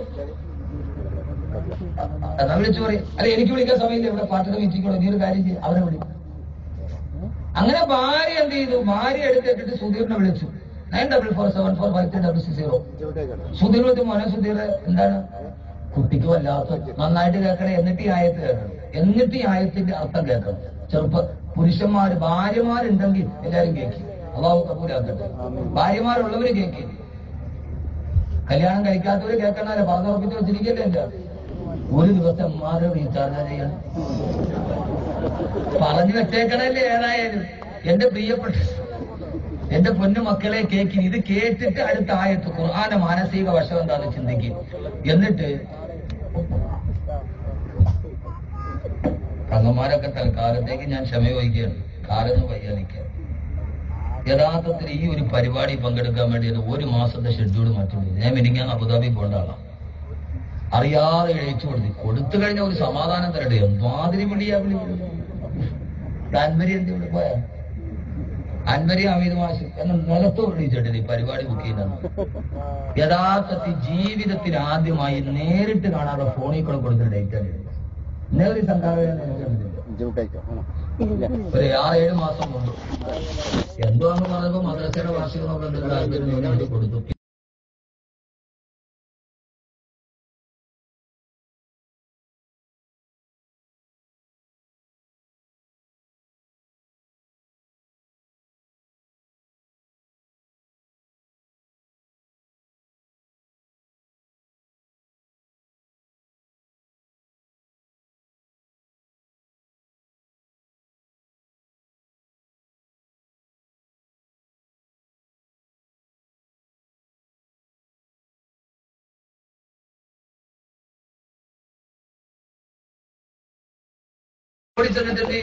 കുട്ടിയുടെ നിങ്ങൾ ധൈര്യമായിട്ട് കുഞ്ഞിയെ കൊടുത്തിട്ട് വന്നാൽ മതി. കുട്ടിയെ കയ്യിൽ മേടിക്കും. അവർ നന്നായിട്ട് ഡ്രസ്സൊക്കെ ചെയ്ത് ഇറങ്ങി നേരെ വന്ന് ഓട്ടോയിൽ കയറുമ്പോൾ ഇത് ഉത്തരവിട്ടായി കയറിക്കോളി, ഞാൻ കുട്ടിയെ പിടിച്ചോളൂ. ഓട്ടോയിൽ കയറിയിരുന്നു. അവൻ കയ്യിൽ കൊണ്ട് മടിയിൽ വെച്ച് കൊടുത്തു. ഓട്ടോ സ്റ്റാർട്ടാക്കി. ഒരുമാതിരി പോക്കാൻ പോകണം, 3 വീലേ ഉള്ളെങ്കിലും ഒരുമാതിരി പോക്ക. ധാരാളം ഓട്ടോറിക്ഷ തൊഴിലാളികൾ അള്ളാഹുറത്തൊക്കെ അപകടത്തിൽ നിന്ന് കാത്തുരക്ഷിക്കട്ടെ. അവരുടെ ജീവിതത്തിൽ അള്ളാഹു ബറക്കത്ത് കൊടുക്കട്ടെ. അവസാനം പോണ വഴിയിൽ ഇവനിരുന്നിട്ട് വല്ലാത്ത ചരിത്രത്തെ എപ്പോഴാണ് പനി ഉണ്ടായത്? അത് മോനെ 2 മാസം കടം പറഞ്ഞില്ലേ? അതെങ്കിലും മൂപ്പിലാനും വല്ലാത്ത തിരക്കല്ലട കൂട്ടാൻ പോകാൻ പറ്റിയില്ല. ഇത് സൂക്ഷിക്കണേ, നന്നായിട്ട് ചൂടുവെള്ളം കൊടുക്കണം, കൊതുകിനൊന്നും വളർത്തരുത് കേട്ടോ, ചിരട്ടമേ വെള്ളം ഉണ്ടോ നോക്കണം. ഇവൻ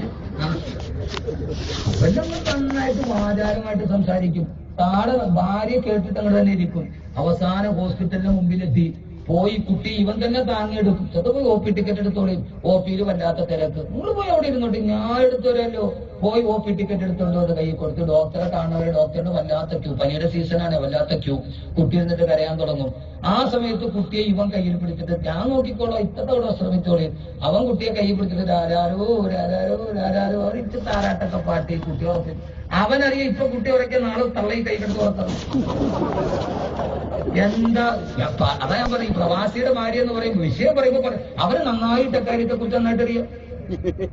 അമ്മാതിരി എത്രയോ കാര്യം. ആരാണ് ഇതിന് അവസരം ഒരുക്കി കൊടുക്കുന്നത്? അവസാനം ഡോക്ടറെ കണ്ടു, മരുന്ന് വാങ്ങിയെടുത്ത് കൊണ്ടുവന്ന് ഇരുത്തി. അവിടെ കൊണ്ട് വീട്ടിൽ കൊണ്ട് ഇരുത്തിയിട്ട് കൊണ്ട് ഗുളിക ഇത്ര സമയം, രാവിലെ ഉച്ചയ്ക്ക് വൈകുന്നേരം ഈ മരുന്ന് കൊടുക്കണേ. ഇതൊക്കെ കൃത്യമായിട്ട് സൂക്ഷിച്ചു കൊടുക്കണം കേട്ടോ, ടെമ്പറേച്ചർ കൂടാതെ നോക്കണം. ഇതൊക്കെ പറഞ്ഞു കൊടുത്ത് അവൻ ഇറങ്ങാൻ നേരത്ത് പറയും, ഇനി എങ്ങാനും ഒന്നുകൂടി ആശുപത്രി പോകണമെങ്കിൽ എന്നെ തന്നെ വിളിച്ചാൽ മതി, 9447453660. അവിടെ നിന്ന് തുടങ്ങി അപ്പൊ ഈ പെണ്ണിന്റെ ആലോചന എന്താ?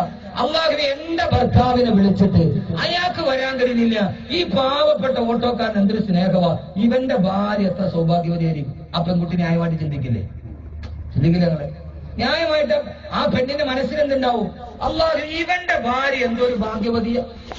ഇപ്പൊ ഞാൻ ഈ ഭാര്യമാരോടുള്ള സ്നേഹത്തെ കുറിച്ച് വാത് പറയുമ്പോ കേൾക്കണ പെണ്ണുങ്ങൾ ചിന്തിക്കും, പടച്ചോനെ അവനൊക്കെ ഒരു വാക്കവിടെ ഭാര്യ എന്ത് ഭാഗ്യവതി, ഇമാതിരി സ്നേഹം കിട്ടുന്ന സാധനമല്ലേ. അവരോട് നേരിട്ട് വയ്ക്കുമ്പോഴല്ലേ കളി മനസ്സിലാവും. ഇപ്പൊ ആ പെണ്ണ് ചിന്തിക്കണ എന്താ? ഇവന്റെ ഭാര്യ എത്രയും സുഖവതിയായിരിക്കും. ന്യായമായ ബന്ധത്തിനൊരു തുടക്കമുണ്ടായാൽ അതിന്റെ അർത്ഥം എന്താ? ബന്ധങ്ങളുടെ അടിസ്ഥാനം എന്താ? ആരാ ഇതിന്റെ ഉടമസ്ഥൻ? ആരാ ഇതിലാരെയാ കുറ്റം പറയേണ്ടത്? ആരെയാ കുറ്റം പറയേണ്ടത്? SSLC പഠിക്കുന്ന മകളെ ഒരു റൂമിൽ കൊണ്ടുപോയി ട്യൂഷൻ സാറിനെ ഏൽപ്പിച്ചു കൊടുത്തിട്ട് അടുക്കളയിൽ പോയി ഉമ്മയെ ആരെയാണ് കുറ്റം പറയേണ്ടത്? ട്യൂഷൻ സാറിന്റെ കൂടെ മോള് പോയി, ആരെയാ പറയേണ്ടത്? ഒരു റൂമിലാക്കിയിട്ട് മാറി. ഇവിടെയാണ് എന്റെ പ്രിയപ്പെട്ട ഭർത്താക്കന്മാരോട്, കുടുംബനാഥന്മാരോട് അല്ലാഹുവിന്റെ വിശുദ്ധമായ ഖുർആനിൽ ആയത്തിറങ്ങി, യാ അയ്യുഹല്ലദീന ആമനൂ ഖൂ അൻഫുസകും വഅഹ്ലീകും നാറാ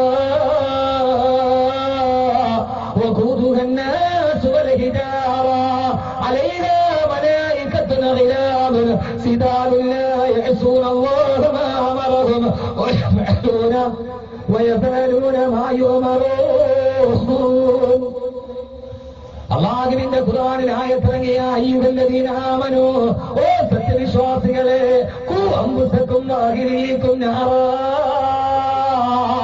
നിങ്ങളെയും നിങ്ങളുടെ കുടുംബാംഗങ്ങളെയും നിങ്ങളെയും നിങ്ങളുടെ ഭാര്യമാരെ നിങ്ങളുടെ മക്കളെ എല്ലാവരെയും നിങ്ങൾ നരകത്തിൽ നിന്ന് സൂക്ഷിച്ചു കൊള്ളണേ. ഒരു ഭർത്താവിന്റെ കടമയാണ് അവന്റെ ഭാര്യയെയും അവന്റെ മക്കളെയും അവര് നാളെ നരകത്തിന്റെ കത്തിക്കാളുന്ന തീയിൽ പോയി പെടാതിരിക്കാൻ.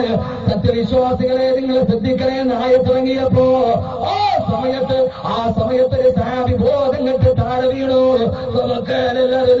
ഒരു സഹാബി ആയത്ത് കേട്ടിട്ട് ബോധം കെട്ട് താഴെ വീണു.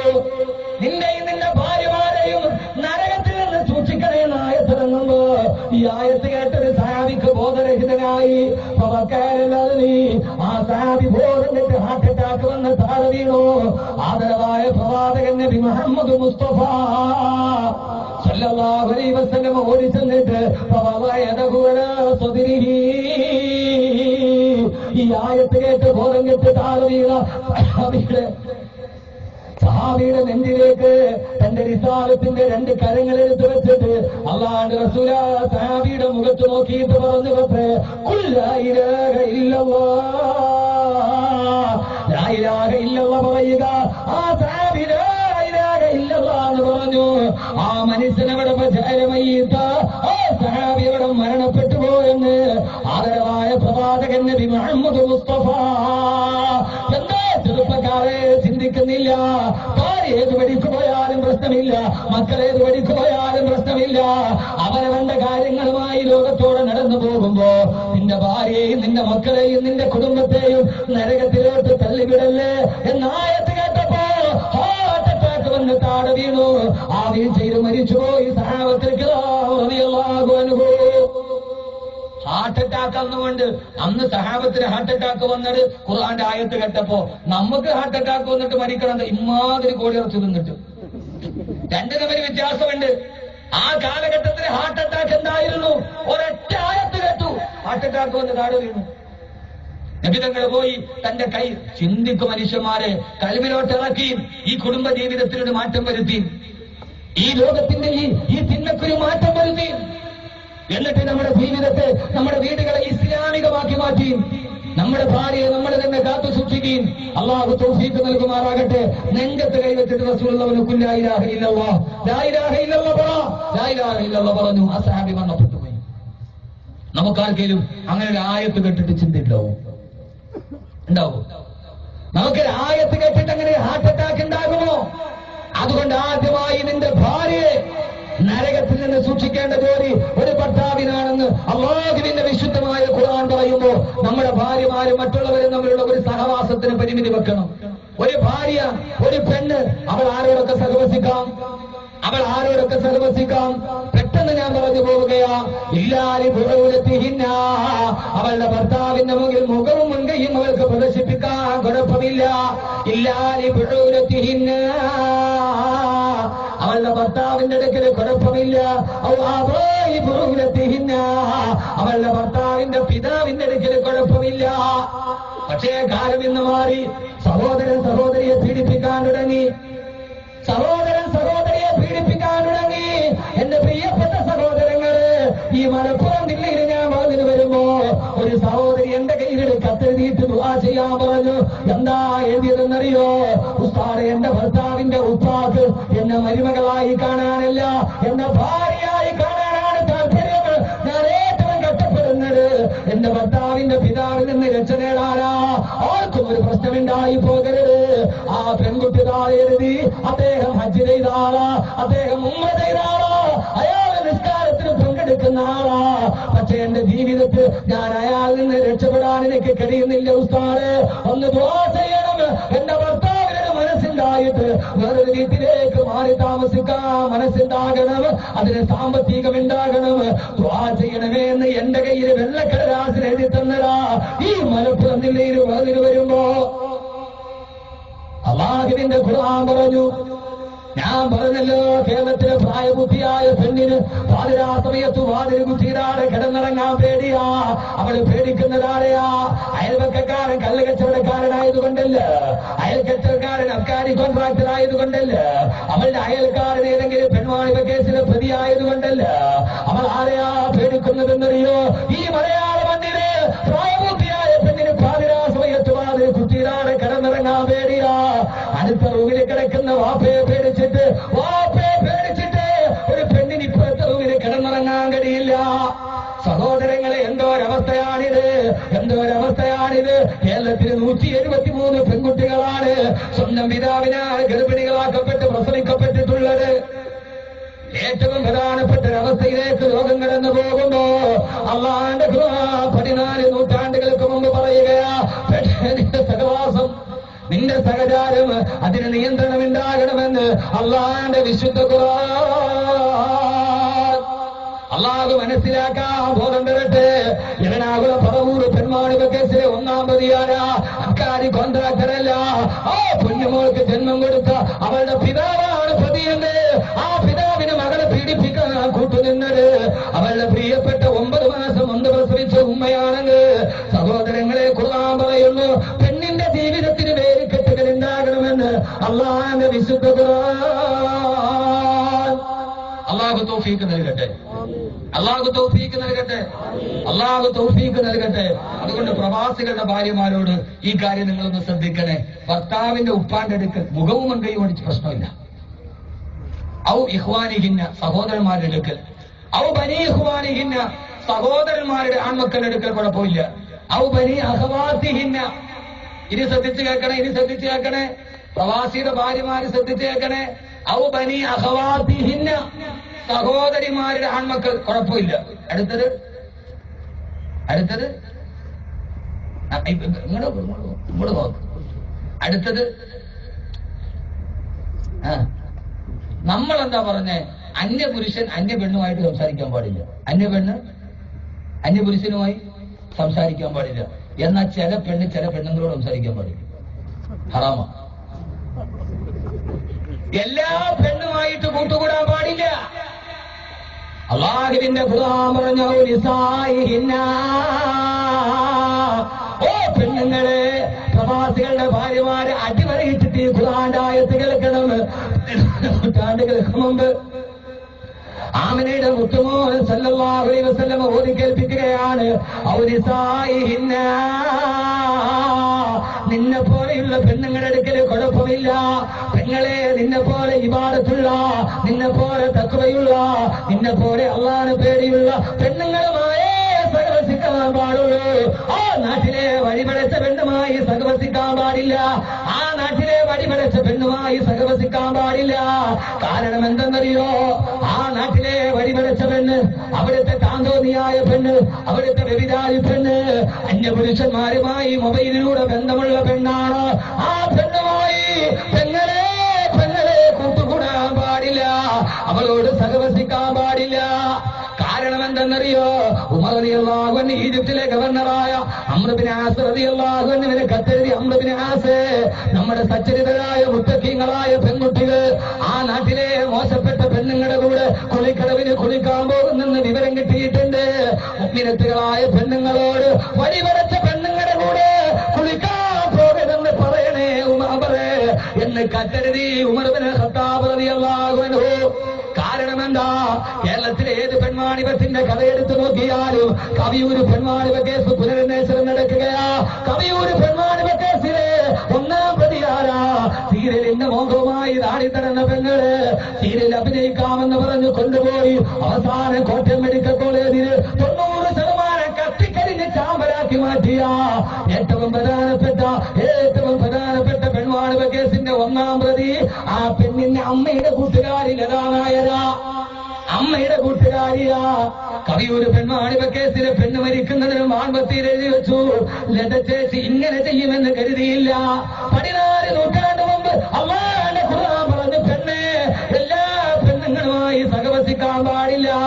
അന്യപുരുഷനുമായി മൊബൈൽ ഫോൺ ബന്ധമുള്ള പെണ്ണാണോ ആ പെണ്ണ് നിന്നെയും തെറ്റിന് ചാടിക്കുമെന്ന് അള്ളാഹുവിന്റെ വിശുദ്ധ ഖുർആൻ. എന്റെ ഈ ഖുർആൻ ലോകത്തിനിടയിൽ എന്തവല്ലേ? ഇതാരുടെ ഭാര്യമാരോടാ? ഇതാരുടെ ഭാര്യമാരോടാ? ആരുടെ? പ്രവാസിയുടെ ഭാര്യയോട്. എല്ലാ പെണ്ണുങ്ങളെ അടുപ്പിക്കാൻ പാടില്ല. നാട്ടിലെ വഴിപഴച്ച പെണ്ണാണ്, അവൾക്ക് വേറെ പെണ്ണുങ്ങളുമായി ബന്ധമുണ്ട്. നന്നായിട്ട് കേക്കി, ചുമ്മാ പറഞ്ഞു പോയിട്ട് കാര്യമില്ല. ഇതേതെങ്കിലും ഒരു പെണ്ണിന്റെ ജീവിതത്തിൽ ഒരു മാറ്റം ഉണ്ടാവും. എല്ലാ പെണ്ണുമായി സഹവസിക്കാൻ പാടില്ല. ഏത് കാശ് വേണേലും നിങ്ങൾ എടുത്തോളി. എല്ലാം കൂട്ടിക്കൊടുത്തത് പെണ്ണ് തന്നെ, പെണ്ണ് തന്നെ. എന്റെ പ്രിയപ്പെട്ട സഹോദരങ്ങളെ, ഇനി തീർന്നില്ല. പിന്നെ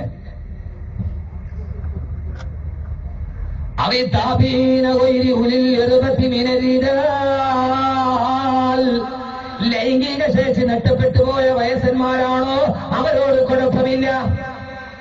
ലൈംഗിക ശേഷി നഷ്ടപ്പെട്ടു പോയ വൃദ്ധന്മാരോട് കുഴപ്പമില്ല.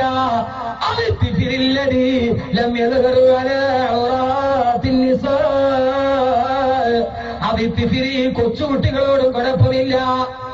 കൊച്ചുകുട്ടികളെ അടുപ്പിച്ചോളിയും കുഴപ്പമില്ല. കൊച്ചുകുട്ടി എന്ന് പറഞ്ഞാരാ? കൊച്ചുകുട്ടികൾ അടുപ്പിച്ചോളിയും കുഴപ്പമില്ല. ഈ പൊന്നാനിക്കടുത്തൊരു സ്ഥലത്ത് 40 വയസ്സുകാരി 10 വയസ്സുകാരനെ പീഡിപ്പിച്ചു. സ്ഥലത്തെന്ന് പറഞ്ഞിട്ട് എന്താ കഥ?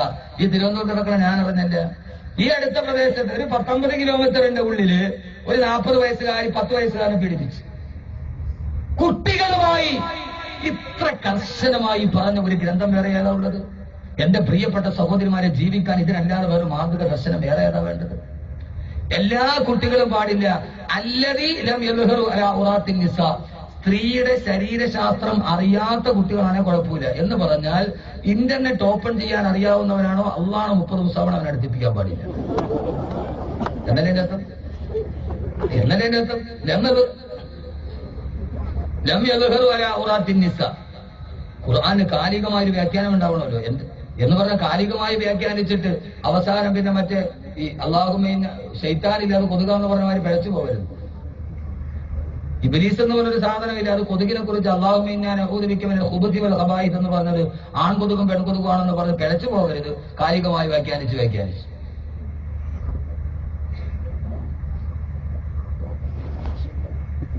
അള്ളാഹു അതീന്ന് കാക്കട്ടെ. അള്ളാഹുവിന്റെ ഖുർആൻ പറഞ്ഞു,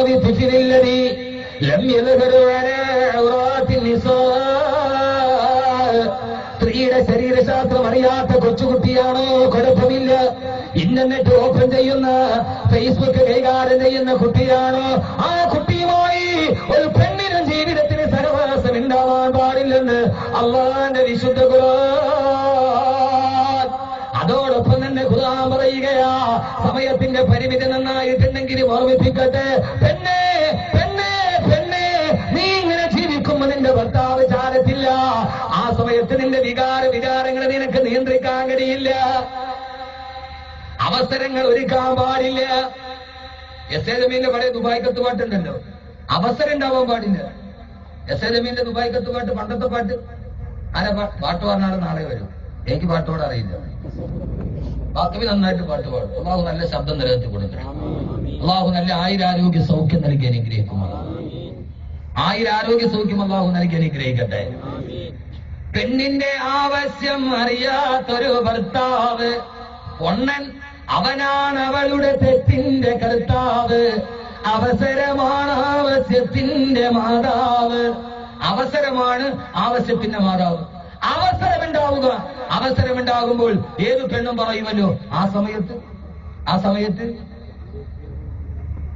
പുരുഷനെ വീഴ്ത്താൻ സ്പർശനം മതി, പെണ്ണിനെ വീഴ്ത്താൻ നല്ല വാക്ക് മതി. ഒരു മനഃശാസ്ത്രമാണിത്. പുരുഷനെ വീഴ്ത്താൻ ഒരു സ്പർശനം, പെണ്ണിന്റെ ഒരു സ്പർശനത്തിന് മതി. പെണ്ണിനെ വീഴ്ത്താൻ ഒരു വാക്ക്, ഒറ്റ വാക്ക്. അതുകൊണ്ടല്ലേ ഒരു മിസ് കോൾ വന്നാ പിന്നെ ഒരു മിസ് കോൾ വന്ന ഇങ്ങോട്ടൊന്ന് വന്നു, ആരാത് ഞാൻ എന്നെ വിളിക്കരുത്, രണ്ടാമത് ഒന്നോട്ട് വിളിക്കും. എന്താ വിളിക്കരുതെന്ന് പറഞ്ഞില്ലേ? പെണ്ണ് ചൂടാവും. വിളിക്കരുതെന്ന് പറഞ്ഞില്ലേ?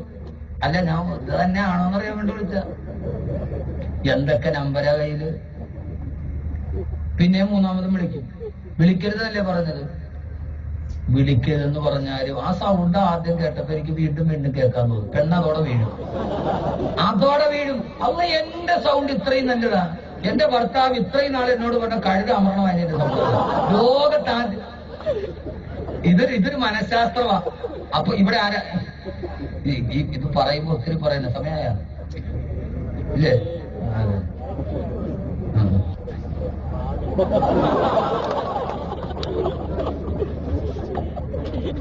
ഈ ഓപ്പറേഷൻ ടേബിളിൽ ഭാര്യയെ സിസേറിയൻ ചെയ്യാൻ കൊണ്ടുപോകുമ്പോഴേ ലേബർ റൂമിന്റെ ഫ്രണ്ടിലോട്ടൊക്കെ കയറുമ്പോ ഭാര്യ കിടന്നിട്ട് അമ്മൂന്ന് പറഞ്ഞ് നിലവിളിക്കും. ഭർത്താവ് കൈ പിടിച്ചിട്ട് നീ ധൈര്യമായിട്ട് പോ, നീ എന്തിനാ പിടിക്കണം, ഞാനല്ലേ വെളിയിലുണ്ട്, നീ പോകാൻ പറയും. അവന്റെ വയറാ കയറണം.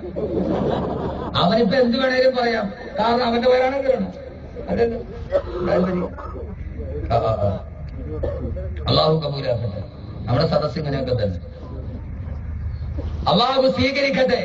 ഞാൻ പറഞ്ഞ കാര്യങ്ങൾ മനസ്സിലാവുന്നുണ്ട്. അപ്പൊ അമ്മ അതിരി പെണ്ണിനോട് പറയാ, എന്താ സൗണ്ട്, ഒന്നുകൂടി കേൾക്കാൻ വേണ്ടി വിളിച്ചത്. ഞാൻ അതൊരു നമ്പരായിട്ട് വാക്ക് കളിപ്പിച്ചാന്ന് പറഞ്ഞു.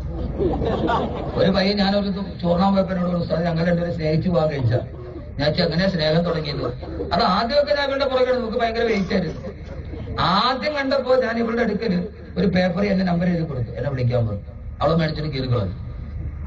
രണ്ടാമത് ഒന്നുകൂടി ഞാൻ പേപ്പർ എഴുതി കൊടുത്തു. അപ്പോഴും അവളെ വാങ്ങിച്ചിട്ട് കീറിക്കളഞ്ഞു. എന്നാന്ന് പാഠം പഠിപ്പിക്കും. ഞാൻ ഒരു 1000 രൂപയുടെ നോട്ട് എടുത്തിട്ടുണ്ട്, അതിനകത്ത് അവന്റെ നമ്പർ എഴുതി കൊടുത്തു. ഇനി അവള് കീറി പോകും.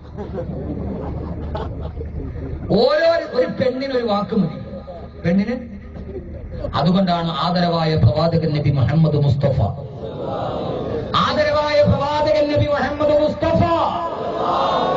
4.5 ലക്ഷം ചതുരശ്ര കിലോമീറ്റർ വിശാല വിസ്തൃതമായ അറേബ്യൻ സാമ്രാജ്യത്തിന്റെ ചെങ്കോല് ഭരിക്കുമ്പോഴും 10,000-കണക്കിന് അനുയായികളൊന്ന് കാണാൻ കാത്തു നിൽക്കുമ്പോഴും സന്ധ്യാസമയത്ത് തന്റെ ഭാര്യയുടെ മടിയിൽ തന്നെ വെച്ച് കുശലം പറയാൻ അള്ളാന്റെ റസൂൽ സമയം കണ്ടെത്തിയത് ഈ ജീവിതത്തിന്റെ ഭാഗമാണ്. ആയിഷ, എന്തുണ്ട് വിശേഷം?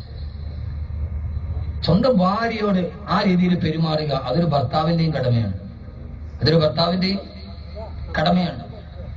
അള്ളാഹുവിന്റെ ഖുർആൻ പറഞ്ഞു, പെണ്ണേ ജീവിതത്തിൽ ഇങ്ങനെയൊക്കെ ജീവിച്ചിട്ട്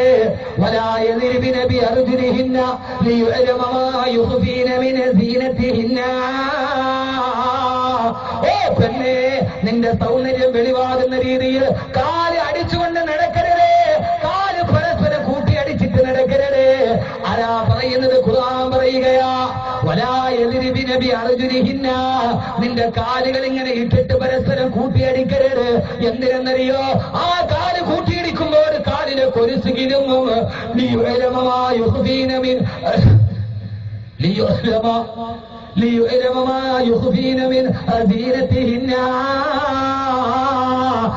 മറച്ചു വച്ചിരിക്കുന്ന സൗന്ദര്യം മറ്റൊരാൾ കാണുന്ന രീതിയിൽ കാല് പോലും കൂട്ടിയിടിച്ച് നടക്കരുതേ എന്ന് പറഞ്ഞാൽ കൊലിച്ചിട്ടിരിക്കുകയാണ് കാല് കിലുങ്ങുന്നുണ്ട്. അടുത്ത് നിൽക്കുന്ന പുരുഷൻ ശബ്ദം കേട്ട് നോക്കിയാൽ നിന്റെ കണങ്കാലിന്റെ സൗന്ദര്യമല്ലേ കാണുക. അതുകൊണ്ട് കണങ്കാലിന്റെ സൗന്ദര്യം ആസ്വദിക്കുന്ന രീതിയിൽ കാലുകൾ കൂട്ടിയിടിച്ച് നടക്കരുതേ എന്ന് പറഞ്ഞ ഈ ഖുർആന്റെ വക്താക്കളല്ലേ റിയാലിറ്റി ഷോയിൽ അരക്കി പോട്ട് വസ്ത്രം തുള്ളിച്ചാടിയത്? ഈ സമുദായത്തിന്റെ പെങ്ങളല്ലേ അമ്മയും അമ്മായിയമ്മയും മരുമക്കളും മക്കളുമോട് റിയാലിറ്റി ഷോയുടെ ചാനലിൽ തുള്ളിച്ചാടിയത്?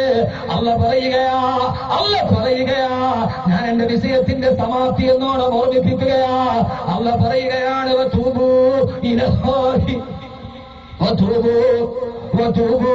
ഇലല്ലാഹി ജമീഅ. ഇങ്ങനെ എങ്ങാനും ജീവിതത്തിൽ സംഭവിച്ചിട്ടുണ്ടോ പെങ്ങളെ? അറിയാതെ സംഭവിച്ചിട്ടുണ്ടോ പെങ്ങളെ? അറിയാതെ സംഭവിച്ചിട്ടുണ്ടോ? തൗബ ചെയ്യണേ. അങ്ങനെ എങ്ങാനും അറിയാതെ സംഭവിച്ചിട്ടുണ്ടെങ്കിൽ എന്തേ സംഭവിക്കുന്നത്? എന്താ എന്റെ പ്രിയപ്പെട്ട പ്രവാസികളോട്, ഓരോ ഭർത്താവിനോടും പ്രവാസിയോടും പ്രവാസിയുടെ ഭാര്യയോടും പെങ്ങളെ അങ്ങനെയാവല്ലേ. ബഹുമാനപ്പെട്ട സയ്യിദ് ഇബ്നുൽ അസ്ലമി റളിയല്ലാഹു അൻഹു പറയുകയാണ്, ഒരു ദിവസം ഉമർ റളിയല്ലാഹു തആല അൻഹു പാതിരാ സമയത്ത് മദീനത്തെ ഗ്രാമത്തൂടെ ഇങ്ങനെ ചുറ്റി നടക്കുമ്പോ ആ സമയത്ത് ഗ്രാമത്തിന്റെ ഉള്ളിൽ നിന്നിട്ടൊരു പെൺകുട്ടി പാട്ട് പാടുന്നത് കേട്ടു. എന്താ കേട്ടതെന്നറിയോ? ലഖത്താര ഹാദൽ ലൈലു വസ്വദ ജാനിബു വറകനി അല്ലാ ഖലീലുൻ നുലാരിബു മഖാഫാതു റബ്ബി വൽ ഹയാഉ യസുദ്ദുനി വൽകറാമു ബൈരിയൻ തനാല മുറാതിബു. ചുറ്റും കറുത്തു തമോമയമായിരുൾ, ചുറ്റുമൊരു വീതിരേകാകിയാണ് ഞാൻ. കൂട്ടിനു തോടനില്ലായകയാൽ എന്മന് കൂടു തുറന്നകോ നിദ്ര പറന്നുപോയി. ഈശ്വരൻ സത്യമാണ്, ഈശ്വര ശിക്ഷകൾ ആശുഭയക്കൂകിലാടുമീ കട്ടിലും. ഈശ്വരൻ സത്യമാണ്, ഈശ്വര ശിക്ഷകൾ ആശുഭയക്കൂകിലാടുമീ കട്ടിലും. പാതിരാ സമയത്തിരുന്നിട്ടൊരു പെൺകുട്ടി പാട്ട് പാടുകയാ. ലഖത്താര ഹാദൽ ലൈലു വസ്വദ ജാനിബു. ഈ രാത്രിക്ക് എന്തോ ഒരു തണുപ്പാണ്, എന്തോ ഒരു കുളിരു പെയ്യുന്ന രാത്രി, എന്തോ ഒരു മഞ്ഞുരുകുന്ന രാത്രി. ശരീരത്തിലേക്ക് തണുപ്പടിച്ചിറങ്ങുകയാണല്ലോ. ഈ പൊന്നാനി MES ഗ്രൗണ്ടിൽ സലാമത്ത് ഇസ്ലാമത്തയുടെ 25ാം വാർഷികത്തിന്റെ വിജയാഘോഷം ആഘോഷിക്കാനെത്തിയ എന്റെ പ്രിയപ്പെട്ട പെങ്ങളെ, എന്ത് പറഞ്ഞാലും അവസാനം മനസ്സിന് ബോധമുണ്ടാകണേ. രാത്രി എന്തോ ഒരു സുദീർഘത. കിടന്നിട്ട് ഉറക്കം വരുന്നില്ലല്ലോ. കിടന്നിട്ട് ഉറക്കം വരുന്നില്ലല്ലോ. തിരിഞ്ഞും മറിഞ്ഞും കിടന്ന് മരി പറന്നു പോയല്ലോ.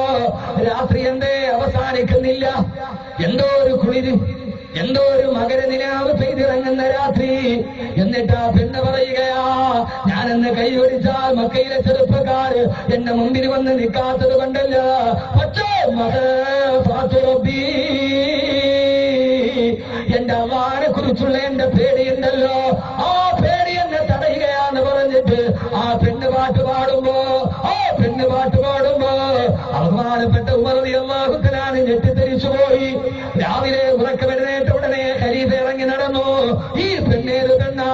ആ സമയത്താണ് ആളുകൾ പറഞ്ഞത്, അമീറുൽ മുഅ്മിനീൻ ഹാദിഹി ഫുലാന, അതൊരു പെണ്ണാണ്. വസൗജുഹാ ഗാരിബുൻ ഫീ സബീലില്ലാഹ്. ആ പെണ്ണിന്റെ ഭർത്താവ് അള്ളാന്റെ ദീനിന്റെ മാർഗത്തിൽ യുദ്ധത്തിന് പോയിരിക്കുകയാ. ബഹുമാനപ്പെട്ട അമീറുൽ മുഅ്മിനീൻ ഉമർ റളിയല്ലാഹു അൻഹു ആ യുദ്ധക്കടവുകാരനോട്, യുദ്ധപ്പെട്ട ആൾക്കാരനോട് തിരിച്ച് വീട്ടിലെത്താൻ കൽപ്പിച്ചു. പെണ്ണിനോട് പറഞ്ഞു, പെണ്ണേ നീ ഭയക്കണ്ട, നിന്റെ ഭർത്താവ് തിരിച്ചു വരുന്നുണ്ട്. ഭർത്താവിനോട് പറഞ്ഞു, ഭാര്യ ആഗ്രഹിച്ചിരിക്കുകയാണ്, എത്രയും പെട്ടെന്ന് വരണമെന്ന് പറഞ്ഞു ഭർത്താവിനോട്. എന്റെ പ്രിയപ്പെട്ട സഹോദരങ്ങളെ, തീർന്നില്ല. അമീറുൽ മുഅ്മിനീൻ ഉമർ റളിയല്ലാഹു അൻഹു നേരെ തന്റെ പ്രിയപ്പെട്ട മകളുടെ അടുക്കലെത്തി. ഹഫ്സ റളിയല്ലാഹു അൻഹാ ഹഫ്സയോട് ചോദിച്ചു, ഹഫ്സ കം തസ്ബിറുൽ മർഅതു അലാ ഫിറാഖി സൗജിഹാ. ഒരു ഭർത്താവിനെ പിരിഞ്ഞിട്ട് എത്ര നാൾ പെണ്ണിനിരിക്കാൻ കഴിയും ഹഫ്സ? മകളോടാണ് ഉപ്പയുടെ ചോദ്യം. മകളെ, എത്ര നാളാണ് ഭർത്താവിനെ പിരിഞ്ഞിട്ട് ഒരു ഭാര്യയ്ക്കിരിക്കാൻ കഴിയുന്നത്? എത്ര നാളാ? ഹഫ്സാബീവി ചോദിച്ച്, എന്നോട് തന്നെ ചോദിക്കണോ ഉപ്പ? എന്നോട് തന്നെ ചോദിക്കണോ ഉപ്പ? മോളെ, അല്ലാഹുവിന്റെ ദീനിന്റെ ശരീഅത്ത് നടപ്പാക്കാനല്ലേ ഹഫ്സ റളിയല്ലാഹു അൻഹ പറഞ്ഞത്രേ. 5 അശ്ഹുരിൻ ഔ 6 അശ്ഹുർ. ഉപ്പ, ഒന്നുകിൽ 5 മാസം, ഏറിപ്പോയാൽ 6 മാസം. റമദാന് പോയി മകളോട് ചോദിച്ചു, മകളെ എത്ര നാളിരിക്കാം? ഹംസത്താശൂരിൻ, ഏറ്റവും കൂടിയ ഇത് ഗൾഫാളി ഇങ്ങോട്ട് കേൾക്ക്, ഏറ്റവും കൂടിയ 5 മാസം, 5 മാസം ഏറ്റവും കൂടിയ സിത്തത്താശൂരിൻ. സിത്തത്ത് എന്ന് പറഞ്ഞാൽ അറിയാൻ പാടാത്ത ഏതൊരു ഉംറ വിസക്കാരൻ ഇവിടെ ഉണ്ട്. എത്രയാ? ഒന്ന് പറ മനുഷ്യന്മാരെ ഉറങ്ങാതെ. 6 അറബി അറിയാൻ പാടാത്തൊരു ഉംറ വിസക്കാരനുണ്ട്. അറബി പാസ്പോർട്ട് എടുത്തിട്ട് വായിച്ചു വലിയുദ്ദീൻ. അറബി പാസ്പോർട്ട് എടുത്തിട്ട് ഇന്റർവ്യൂവിന് വായിക്കുക വലിയുദ്ദീൻ. അങ്ങനെ ഒരാളവിടെ ഇല്ല. സംഭവം വേലായുധനാണ്. അറബിയിൽ എഴുതിയപ്പോ വലിയുദ്ദീൻ ആയിരുന്നു. വേലായുധൻ അറബിയിൽ എഴുതി അങ്ങനെ വായിക്കും. വലിയുദ്ദീൻ നല്ല വായിക്കാൻ പറ്റുമോ? ഇത് അറിയാൻ പാടില്ലാത്ത ആരാള്? 6 മാസം ബഹുമാനപ്പെട്ട ഉമർ റളിയല്ലാഹു തആല കൽപ്പനയിട്ടു, ആരെങ്കിലും ഈ യുദ്ധത്തിന് പോകുന്നെങ്കിൽ 6 മാസത്തിന്റെ ഉള്ളിൽ അവനവന്റെ വീട്ടിലോട്ട് തിരിച്ചെത്തണമെന്ന് ഓർഡറിട്ടു ബഹുമാനപ്പെട്ട സയ്യിദുനാ ഉമർ ഇബ്നു ഖത്താബ് റളിയല്ലാഹു അൻഹു. സയ്യിദുനാ ഉമർ ഇബ്നു ഖത്താബ് റളിയല്ലാഹു അൻഹു 1 മാസം അങ്ങോട്ട് പോകാൻ, 5 മാസം 4 മാസം യുദ്ധം ചെയ്യാൻ, 1 മാസം തിരിച്ചു വരാൻ. 6 മാസത്തിലൊരിക്കൽ ഈ ഗൾഫിൽ പോയിട്ട് 4-5 വർഷമൊന്നും കിടക്കരുത്. പറഞ്ഞാട്ടാ ഇമ്മണിങ്ങനെ ഉണ്ടാക്കിയിട്ട് വരാം. അല്ല, നിവർത്തിയുണ്ട്. 6 മാസം കൊണ്ടൊന്നും വരാൻ എല്ലാവർക്കും കഴിയില്ല. ഇടത്തരക്കാരുണ്ടാവും, ബിസിനസ്സുകാരുണ്ടാവും. എന്നാലും പരമാവധി വിസ കിട്ടും. എന്ത് ചെയ്തേക്കണം? എന്ത് ചെയ്യണം? അല്ലെങ്കിൽ എന്ത് ചെയ്യും? പെണ്ണ് പണ്ട് എസ് എ ജമീൽ പാടിയവരല്ല, മലക്കല്ല, ഒരു പാട്ടറിയാവുന്ന ഒരു മനുഷ്യനും ഇത്രയും പേരുണ്ടായിട്ട് എന്താ സ്വാമി ഗൾഫിലല്ലേ? ആ പാട്ടൊക്കെ ഇപ്പൊ ഉണ്ട്. ഇപ്പൊ ഒരുമാതിരി ഫേസ്ബുക്കിൽ നീ എവിടെയാ? ഞാൻ എവിടെ ഉണ്ട്? ആ പണ്ടത്തെ കത്തുണ്ടല്ലോ, ഒരു പെണ്ണ് തന്റെ ജീവിതത്തിന്റെ മുഴുവൻ ഗദ്ഗതങ്ങളും കണ്ണുനീരും അവൾ മനസ്സിലിങ്ങനെ ആലോചിച്ച് കടലാസിൽ പകർത്തി അങ്ങോട്ട് പോകാൻ 10 ദിവസം അവിടെ പോയി വായിച്ചിട്ട് ആ കത്തെടുത്ത് വായിച്ച് അവസാനം വായിച്ചിട്ട് തലേണയുടെ അടിയിൽ വെച്ച് ഡ്യൂട്ടി കഴിഞ്ഞ് പിന്നെ ഒന്നുകൂടി എടുത്ത് വായിച്ച് പിന്നെ രാവിലെ എഴുന്നേൽക്കുമ്പോൾ വീണ്ടും വായിച്ച് അത് ഈ ഫോണിന്റെ സുഖം അതിന് കിട്ടുന്നുണ്ട്. കേട്ടോ, പഴയ ഗൾഫുകാർക്കറിയാം. അത് കിട്ടൂല. അത് ആ കത്തൊരു സ്മൃതിയാണ്, അത് ഒരു സ്മാരകമാണ്. അത് അങ്ങനെ തന്നെ വെച്ചിട്ട് അങ്ങനെ വെച്ച് വായിക്കുന്ന ആ സ്മാരകം ഇപ്പൊ അതില്ല. അപ്പൊ അന്ന് ജമീല് പാടിയത് പോലെ എന്താവും? മധുരം നിറച്ചോരു മാംസപ്പൂവൻ പഴം മറ്റാർക്കും തിന്നാൻ കൊടുക്കില്ലൊരിക്കലും, മരിക്കോളം ഈ രീതി കാക്കും ഞാനെങ്കിലും, മലക്കല്ല ഞാൻ പെണ്ണെന്നോർക്കേണം നിങ്ങളും, മലക്കല്ല ഞാൻ പെണ്ണാണെന്നോർക്കേണം നിങ്ങളും, യൗവനത്തേൻ കഴിഞ്ഞ് 17 പൂവന പൂകൊഴിഞ്ഞേ. മലക്കല്ല ഞാൻ പെണ്ണാണെന്ന് ഓർക്കണമെന്ന വാക്ക് വല്ലാത്ത വാക്കാണ്. അതുകൊണ്ട് എന്റെ പ്രിയപ്പെട്ട സഹോദരങ്ങളെ, മലക്കല്ല മനുഷ്യനാണ്. തെറ്റിലോട്ട് കടന്നു പോകുമ്പോ വതൂബൂ ഇലല്ലാഹി ജമീഅ, മലക്കല്ല മനുഷ്യനാണെങ്കിലും ആ മനുഷ്യനും മലക്കിനേക്കാൾ വലിയ പ്രതിരോധ ശക്തിയേടാ മഹാഫാത്തു റബ്ബി, എനിക്കെന്റെ അള്ളാനെ പേടിയാന്ന് പറഞ്ഞ് ആ ഹറാമിൽ നിന്ന് മാറി നിന്ന് ലോകത്തിലെ ഏറ്റവും നല്ല സൗഭാഗ്യത്തിന്റെ ഉടമയായി മാറാൻ അല്ലാഹുവേ നീ തൗഫീഖ് നൽകണേ തമ്പുരാനെ, തൗഫീഖ് നൽകണേ തമ്പുരാനെ. അതോടൊപ്പം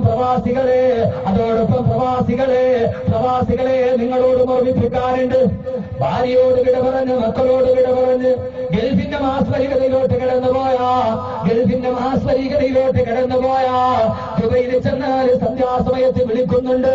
ആഫ്രിക്ക വേണോ, നേപ്പാൾ വേണോ, മിസ്ർ വേണോ, പലസ്തീൻ വേണോ, മിസ്രി പെണ്ണ് വേണോ?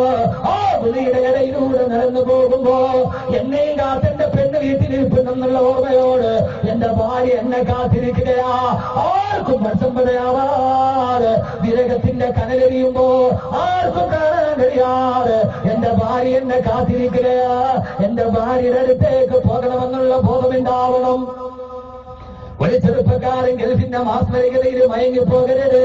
ആരും കാണുന്നുണ്ടാവില്ല, ആരും അറിയുന്നുണ്ടാവില്ല.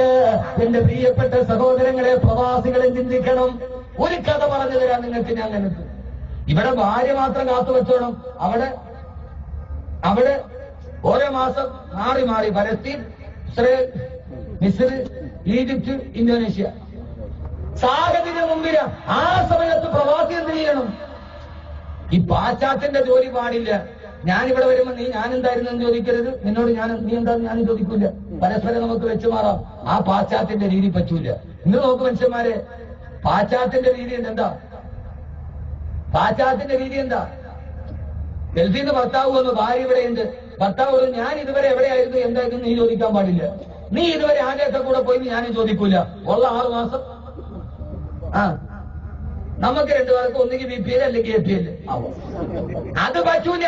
അത് പാശ്ചാത്യന്റെ രീതി. ഒരു സാഹിത്യകാരൻ എഴുതി വെക്കുന്നുണ്ട് അദ്ദേഹത്തിന്റെ അനുഭവം. അദ്ദേഹത്തിന്റെ അനുഭവം വല്ലാതെ തണുപ്പുള്ള രാത്രി, വല്ലാത്ത തണുപ്പുള്ള രാത്രി, വല്ലാത്ത തണുപ്പുള്ള രാത്രി. എന്താ ഈ ലോറിയിൽ ഇറക്കണേ? അത് കസേരയോ? അത് തീരാറാവില്ല. അത് കൊള്ളാം. കിട്ടിക്കൊണ്ടോന്നോ? എല്ലാരും ഇരിക്കും. ഒരേ കസേര വെച്ച് സംഘാടകര് ഇവിടെ ഇരിക്കും. നാളെ ഇരിക്കും. എന്റെ പ്രിയപ്പെട്ട നാളെ ആളുണ്ടാവും. ഓരോ ദിവസം കൂടിക്കൂറും ആള് കൂടിക്കൂടി വരും. നാളെ കഴിഞ്ഞിട്ട് ഇനി ആളും. അവസാനം 10 ദിവസം കൊണ്ട് MAക്കിലോട്ട് നിറയും. അള്ളാഹിനെ നിലനിർത്തി തരട്ടെ. ഇരിക്കുന്നത് ദുആയ്ക്ക് വേണ്ടിയാണ്. ദുആയ്ക്ക് വേണ്ടിയാണ്. ഒരു സാഹിത്യകാരൻ എഴുതുന്നുണ്ട്, വല്ലാത്ത കുളിരുള്ള രാത്രി തീ കത്തിച്ചു. ഭാര്യയും സാഹിബിന്റെ ഭാര്യയും കൂടെ ഈ സാഹിത്യകാരനുണ്ട്. തീ പുകഞ്ഞോണ്ടിരിക്കുക. ആ സമയത്ത് വല്ലാതെ തണുപ്പ് വന്നപ്പോ മദാമ സാഹിബിനോട്, ഭർത്താവിനോട് പറഞ്ഞു, എനിക്ക് വല്ലാതെ കുളിരാകുന്നു, നിങ്ങൾ എന്നെ ചേർത്ത് പിടിക്കും, എന്റെ കുളിരൊന്ന് മാറട്ടെ. മദാമ സാഹിബിനോട് പറഞ്ഞു, ഭർത്താവിനോട്, എനിക്ക് വല്ലാത്ത തണുപ്പ്. സാഹിത്യാനദ്ദേഹത്തിനോ എനിക്ക് പേരോർമ്മയില്ല, പണ്ടങ്ങാണ്ട് വായിച്ചു പോയത്. എന്നെ വല്ലാത്ത കുളിര് വരുന്നു, നിങ്ങൾ എന്നെ ഒന്ന് ചേർത്ത് പിടിക്കും എന്ന് പറഞ്ഞു. ആ സമയത്ത് സാഹിബ് പറഞ്ഞു, എനിക്കിപ്പോ അങ്ങനെ ചേർത്ത് പിടിക്കാനൊരു മൂടില്ല. അടുത്ത നാളോട് നിങ്ങൾക്ക് പറ്റുമെന്ന് ചേർത്ത് പിടിച്ചോളൂ. ചിരിക്കാൻ പറഞ്ഞല്ല. ഇത് പാശ്ചാത്യന്റെ രീതിയാണ്. ഇപ്പോഴത്തെ രീതി ഇത് തന്നെ. ഇത് ഗൾഫിൽ പോയിട്ട് നമ്മൾ ഇച്ചിരി പഠിച്ചിട്ടുണ്ട്. ഇതിപ്പോ ഗൾഫിൽ പോയി ഇത്തിരിത്തിയൊക്കെ പഠിച്ചിട്ടുണ്ട് നമ്മൾ. അവൻ പറഞ്ഞു, എനിക്കിപ്പോ അങ്ങനെ ചേർത്ത് പിടിക്കാം. എന്തിനൊരു മൂടുണ്ടല്ലോ. എന്തിനൊരു മൂടുണ്ടല്ലോ, ഇല്ലേ? ഞാനീ വകതും കഴിഞ്ഞിട്ട് രാത്രി ചിലപ്പോൾ 4 മണി വീട്ടിൽ പോകുമ്പോ സുബഹിസ്കരിച്ച് കിടന്നുറക്കാൻ നേരത്തായിരിക്കും ഭാര്യ വന്നിട്ട് പറഞ്ഞു, പിന്നെ നമുക്കൊന്ന് അവിടെ പോകണം, അവനെ ഉമ്മാടെ പോലീസ് പോയി കിടന്നുറക്കാൻ പറയുന്നു. ആ സമയത്തൊക്കെ ഒരു മൂടുണ്ടാവും. ഒരു മൂടില്ല. അതുകൊണ്ട് നീ ചേർത്ത് പിടിക്കാൻ പറഞ്ഞു. ഇത് പാശ്ചാത്യന്റെ രീതിയാ. ബിൽക്കിൻഡം വ്യഭിചരിച്ചു. ആ വ്യഭിചരിച്ചത് അമേരിക്കക്കാരുടെ പ്രശ്നമായിരുന്നില്ല. ഞങ്ങളുടെ പ്രസിഡന്റ് വ്യഭിചരിച്ചോട്ടെ പ്രശ്നമില്ല. അത് കള്ളം പറഞ്ഞു. അവർക്ക് പ്രശ്നമല്ല. ഈ പാശ്ചാത്യന്റെ മനയുടെ മനസ്സിലാവുന്നുണ്ട്. ബിൽക്കിൻഡം വ്യഭിചരിച്ചു. ആരുമായിട്ട്? മോണിക്ക ലെവിൻസ്കി. മോണിക്കയുമായിട്ട് വ്യഭിചരിച്ചു. അവർ വന്ന് ഞങ്ങളുടെ പ്രസിഡന്റ് ആരുമായിട്ട് കിടപ്പുറം കിട്ടേണ്ട പ്രശ്നമില്ല. പക്ഷെ പ്രസിഡന്റ് ഞങ്ങളോട് കള്ളം പറഞ്ഞു. അതാണ് സംഭവം മുമ്പിക്കാത്ത്. അതാണ് തെറ്റ്. ഞങ്ങളോട് പറയട്ടെ. അവർ വന്ന് പ്രസിഡന്റിന് വ്യഭിചരിക്കാൻ പ്രത്യേകം പെണ്ണുങ്ങളെ ഞങ്ങൾ വെച്ചിട്ടുണ്ട്. അതല്ലാത്തടത്ത് പോയാൽ ഞങ്ങളോട് പറയണം. ഇതാണ് പാശ്ചാത്യന്റെ രീതി. ഈ അറച്ച് നാറിയ സംസ്കാരം നമ്മുടെ വീട്ടിലേക്ക് കടന്നു വന്നു, നമ്മുടെ നാട്ടിലേക്ക് കടന്നു വന്നു. അതിന്റെ ദുരന്തം പ്രവാസി അനുഭവിക്കുകയും ചെയ്തു എന്ന നഗ്നമായ യാഥാർത്ഥ്യം നിങ്ങൾ മറന്നു പോകരുത്. അതുകൊണ്ട് പ്രവാസികളെ, ഇവിടെ ഭാര്യ അള്ളാഹുവിനെ പേടിച്ചിട്ടിരിക്കട്ടെ. അവിടെ പ്രവാസ മണ്ണിൽ പ്രവാസികളെ ഒരു ചെറുപ്പക്കാരൻ നടന്ന് മരുഭൂമിയിലൂടെ നടന്നു പോവുകയാ. ആ സമയത്ത് ആ നാട്ടിലെ വഴിപടച്ചവൻ ആ ചെറുപ്പക്കാരന്റെ പുറകെ കൂടി. എന്നിട്ട് പറഞ്ഞ ചെറുപ്പക്കാരാ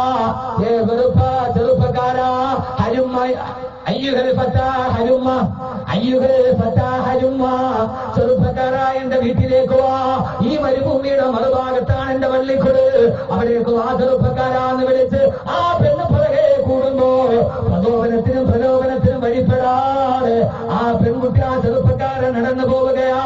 അവസാനം പ്രലോഭനത്തിനും വശംവദനാമെന്ന് മനസ്സിലായപ്പോ ആ പെണ്ണ് പറഞ്ഞ ചെറുപ്പക്കാരാ,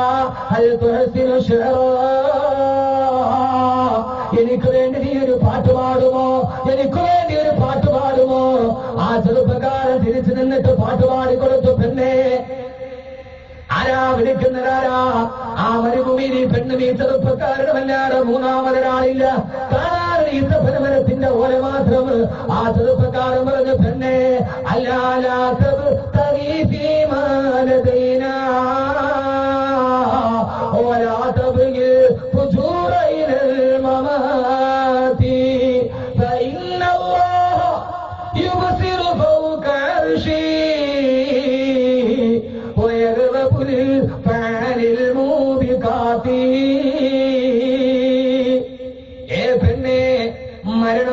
നിന്റെ പുറകിലൂടെ നടന്നാലും ആരുമില്ലാത്ത മരുഭൂമിയിൽ ഞാൻ നിന്റെ ചാരത്ത് വരില്ല പെണ്ണേ.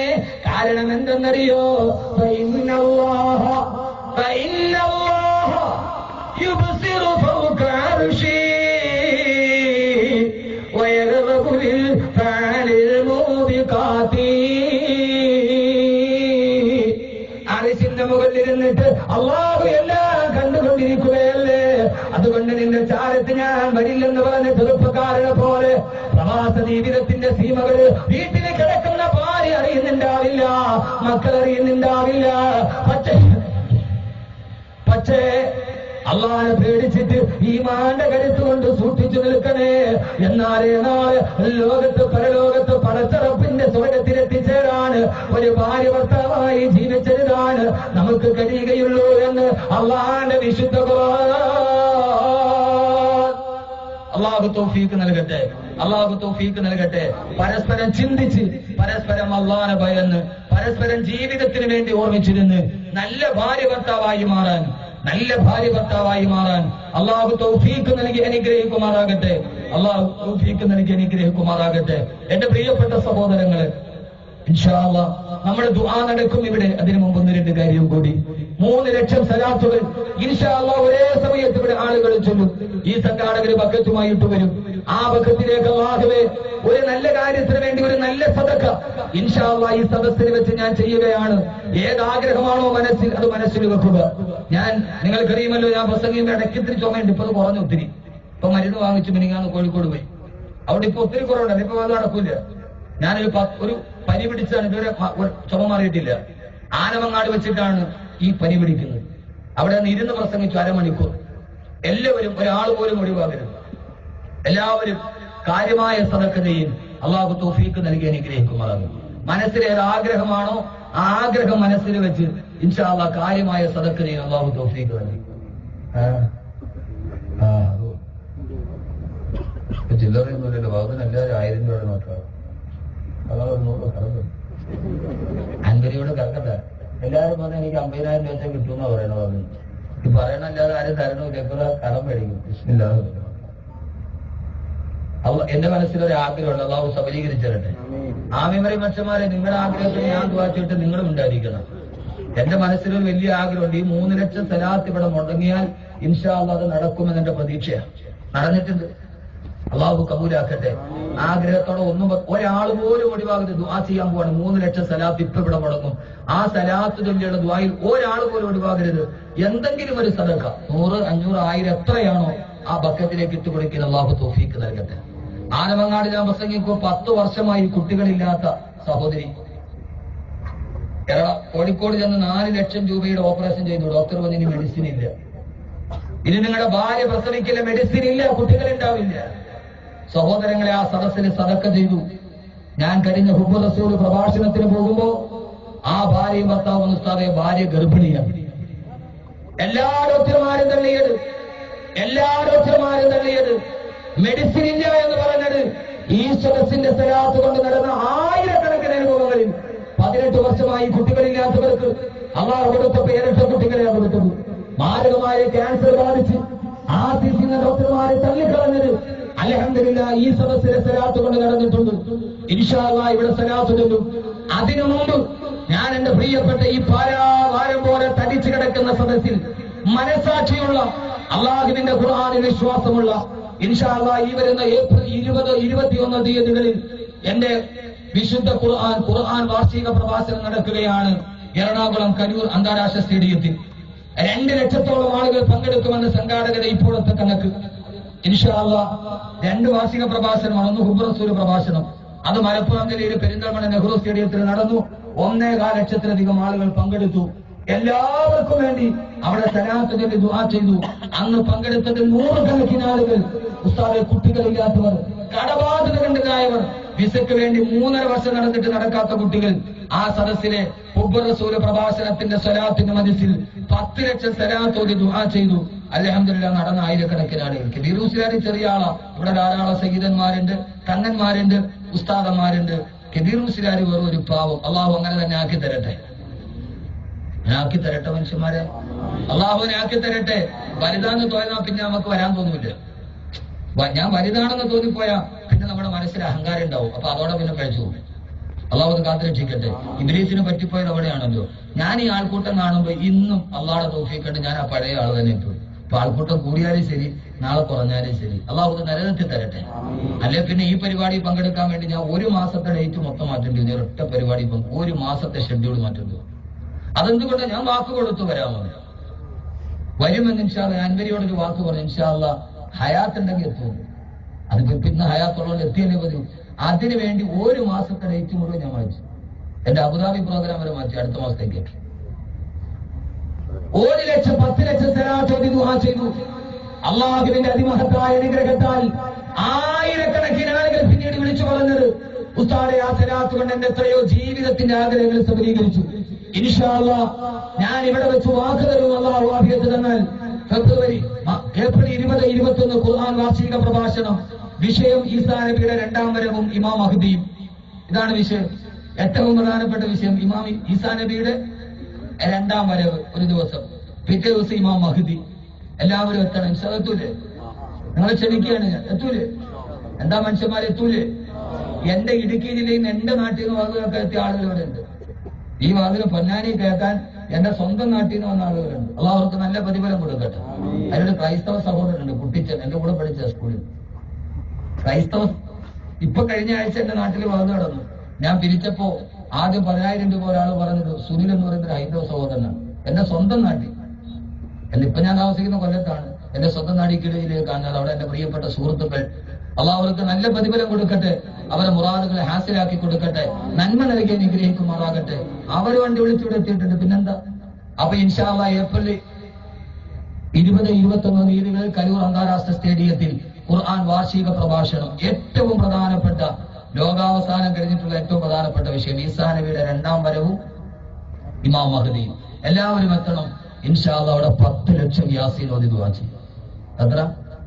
1 ലക്ഷം യാസീൻ ഓതി ഇൻഷാ അല്ലാഹ് ദുആ ചെയ്യും. ഇൻഷാ അല്ലാഹ് സദസ്സിൽ വാർഷിക പ്രഭാഷണ സദസ്സിൽ 1 ലക്ഷം യാസീൻ ഓതി ഇൻഷാ അല്ലാഹ് ലക്ഷക്കണക്കിന് ആളുകൾ ഒരേ സമയത്ത് ആമീൻ പറയുമ്പോ എന്റെ ഈ പൊന്നാനിയുടെ പ്രിയപ്പെട്ട സദസ്സിൽ വെച്ച് എന്റെ പ്രിയപ്പെട്ട സഹോദരങ്ങളോട് ആത്മാർത്ഥതയോടെ മനസ്സ് നിർത്തി ഇൻഷാ അല്ലാഹ് നിങ്ങൾ ആ ദുആയിലുണ്ടാവും. അള്ളാഹുവേ, പൊന്നാനി MES ഗ്രൗണ്ടിൽ വെച്ച് ഈ വിനീതം ചോദിക്കുമ്പോ ഈ മദ്രസയുടെ സലാമത്തുൽ ഇസ്ലാം മദ്രസയുടെ 25ാം വാർഷികമാണിത്. 25 അഗതികളായ അനാഥകളായ പെൺകുട്ടികൾക്ക് ഒരു സ്വർണ്ണ കോയിൻ വെച്ച് കൊടുക്കണമെന്ന് ഈ സംഘാടകർ തീരുമാനിച്ചിട്ടുണ്ട്. ഈ 10,000 സംഘടിച്ച സദസ്സിൽ 30 ലക്ഷം സലാത്തുകൾ മുടങ്ങുമ്പോ ഇൻഷാ അല്ലാഹ് ഈ സദസ്സിൽ നിന്നും സാറേ എന്റെ ജീവിതത്തിന് വേണ്ടി, എന്റെ ആഖിറത്തിന് വേണ്ടി, എന്റെ ഖബറിന് വേണ്ടി, എന്റെ ജീവിതത്തിലെ വലിയൊരു ആഗ്രഹം സാധിപ്പിക്കുന്നതിന് വേണ്ടി 25 ആളുകൾ ഓരോ സ്വർണ്ണ കോയിൻ വെച്ച് ഇൻഷാ അല്ലാഹ് ഇവിടെ വെച്ചൊന്ന് വാഗ്ദാനം ചെയ്യണം. സംഘാടകർ പേരെഴുതിയെടുക്കും. പിന്നീട് അവർ സമീപിക്കുമ്പോൾ കൊടുത്താൽ മതി. ഈ സദസ്സിന് ആഗ്രഹത്തോടെ കലൂർ അന്താരാഷ്ട്ര സ്റ്റേഡിയത്തിലും എല്ലാ സദസ്സിലും ഈ വിനീതന്റെ സദസ്സിൽ ആരൊക്കെ സദക്ക പറയുന്നു എല്ലാ സദസ്സിലും നാളെ ഇൻഷാ അല്ലാഹ് ഞാൻ കോട്ടക്കൽ ഒതുക്കുന്നില്ലാണ്. നാളെയും മറ്റന്നാളും ഖുർആന്റെ വഴിയിലൂടെ ലോകം ചലിക്കുന്നു എന്ന പുതിയ വിഷയമായി നാളെ കോട്ടക്കൽ ഞാൻ പറയുമ്പോ നിങ്ങൾ MES ഗ്രൗണ്ടിൽ നിന്നാലും 10,000 ആളുകൾ ആമീൻ പറയും. അല്ലാഹുവേ, ആ പറഞ്ഞ സഹോദരങ്ങൾക്ക് വേണ്ടി അല്ലാഹുവേ നീ നന്മ നൽകണേ എന്ന് ഇൻഷാ അല്ലാഹ് ഈ സദസ്സിൽ നിന്ന് ആദ്യമായി ആത്മാർത്ഥതയോടെ ഒന്ന് കൈവത്തിയിട്ട് ഇൻഷാ അല്ലാഹ് ഉസ്താദ് ഈ സദസ്സിൽ ഒരു സ്വർണ്ണ നാണയം, 1 പവന്റെ സ്വർണ്ണ നാണയം ഒരു പാവപ്പെട്ട യതീമായ അഗതികളായ അനാഥകളായ കുട്ടികൾക്ക് വേണ്ടി കൊടുക്കാൻ ഞാൻ സന്നദ്ധനാണ് എന്ന് അല്ലാഹുവിന്റെ വിശുദ്ധമായ ഖുർആനിനെ സാക്ഷി നിർത്തി ഇൻഷാ അല്ലാഹ് ബഹുമാനപ്പെട്ട റസൂലുള്ളാഹി സ്വല്ലല്ലാഹു അലൈഹി വസല്ലം ഒരു കാര്യം ചോദിച്ചാൽ ആരാണ് തരിക എന്ന് ചോദിച്ചാൽ ഉസ്മാൻ റളിയല്ലാഹു അൻഹു എഴുന്നേൽക്കും. അനയാ റസൂലുള്ളാഹ്, ഞാൻ തരാം നബിയെ. ബഹുമാനപ്പെട്ട സയ്യിദുനാ ഉസ്മാൻ ഇബ്നു അഫ്ഫാൻ